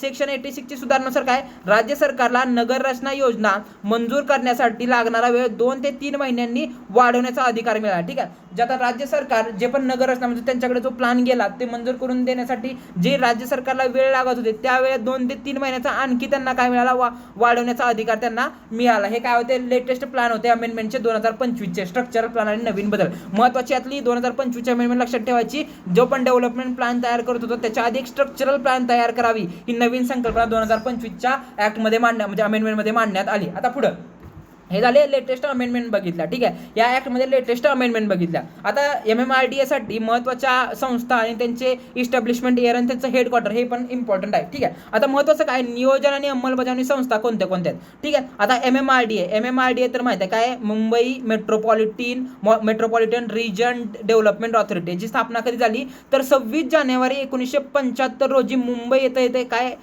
स्थापना झाली. कशी स्थापना झाली, MMRDA स्थापना. MMRDA काय, Mumbai metropolitan region development Authority 1975, कधी 26 जानेवारी 1975 काय झाले, MMRDA ची स्थापना झाली. त्यानंतर सिडको काय, city and industrial development corporation. सिडकोची स्थापना कधी झाली, 1970 झाली. कधी 1970 ह्याची हेडक्वार्टर कुठे आहे, नवी मुंबईला आहे. काय, सिडको 17 मार्च 1970. कधी, 17 मार्च 1970. सिडकोची स्थापना MMRDAच्या आधी झाली. ठीक आहे, कधी झाली, 17 मार्च 1970 सिडकोची स्थापना झाली 1970. ठीक आहे, त्यानंतर म्हाडा कधी झाली, तर म्हाडाचा फुल फॉर्म काय आहे, तर Maharashtra housing and the area development authority. म्हाडाची स्थापना कधी झाली, 5 डिसेंबर 1977 म्हाडाची स्थापना झाली मुंबईमध्ये. सिडको नवी मुंबईमध्ये, म्हाडाची 1977 5 डिसेंबर 1977 म्हाडाची स्थापना झाली. पुढं PMRDA Pune Metropolitan region development Authority. PMRDA स्थापना 2015 मध्ये झाली. कधी, 31 मार्च 2015 पुण्यामध्ये PMRDA ची स्थापना झाली. NMRDA म्हणजे काय, Nagpur Metropolitan region development Authority स्थापना झाली 2017 नागपूरमध्ये.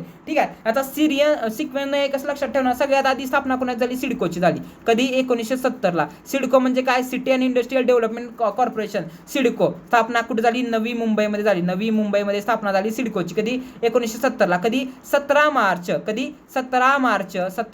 1970 सिडकोची स्थापना झाली. त्यानंतर 1975 कशाची MMRDA स्थापना झाली, 1975 MMRDA ची स्थापना झाली. कधी, 26 जानेवारी 1975 MMRDA झाला. त्यानंतर 1977 म्हाडाची स्थापना झाली.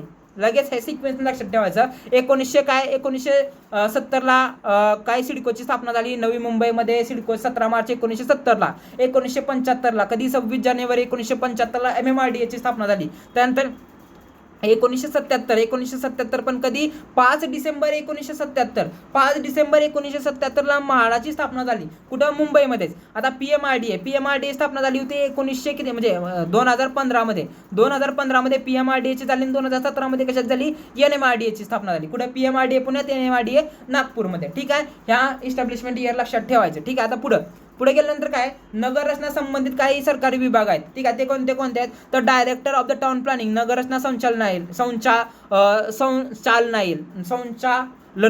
ठीक आहे, director of the town planning हे काय आहे, त्याची स्थापना 1914 मध्ये झाली. कोण, directorate of the town planning 1914 मध्ये स्थापना झाली. मुख्यालय पुण्यामध्ये आहे. कोणतं, directorate of the town planning 1914 मध्ये जी स्थापना झाली, मुख्यालय पुण्यामध्ये आहे. दुसरं काय, कार्य काय याचं, तर संपूर्ण महाराष्ट्रातील डाउन म्हणजे काय, डेव्हलपमेंट प्लॅन असतील किंवा रिजनल प्लॅन तयार करण्यासाठी तांत्रिक जे मार्गदर्शन करायचं काम ते काय करतं, directorate of the town planning करते. 1914 मध्ये सगळ्यात आधी याची स्थापना झाली होती. त्यानंतर UDD म्हणजे काय, अर्बन डेव्हलपमेंट डिपार्टमेंट.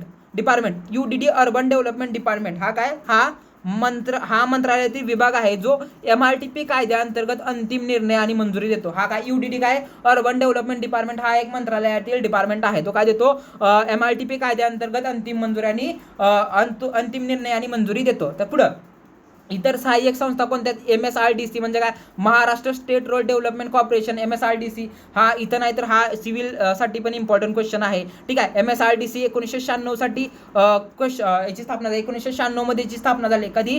MSRDC स्थापना कधी झाली? 1996. MSRDC काय आहे? तर Maharashtra state road development corporation. Maharashtra state road development कॉर्पोरेशनची स्थापना 1996 मध्ये झाली. कार्य काय? मोठे हायवे असतील, फ्लायओव्हर बांधणे एटसेट्रा याचं कार्य. उदाहरणार्थ मुंबई पुणे एक्सप्रेसवे कुणी डेव्हलप केला?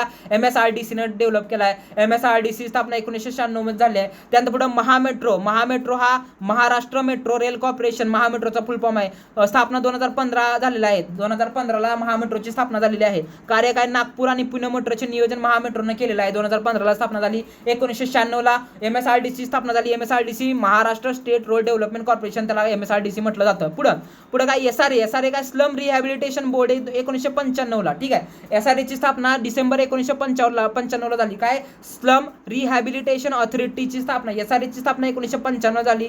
कार्य काय? झोपडपट्टी पुनर्वसन योजना राबवणे हेच कार्य आहे, SRAचं कार्य आहे. ठीक आहे. इतर सहाय्यक संस्था बघितल्या. आता पुढे कायद्यातील महत्त्वाच्या तारखा, टाइमलाईन रिकाम आपण बघूया. ते काय? तर हा ऍक्ट जो MRTP ऍक्ट होता 1966 साली, आता 66चा ऍक्ट होता. लागू कधी झाला? 11 जानेवारी 1967ला लागू झाला.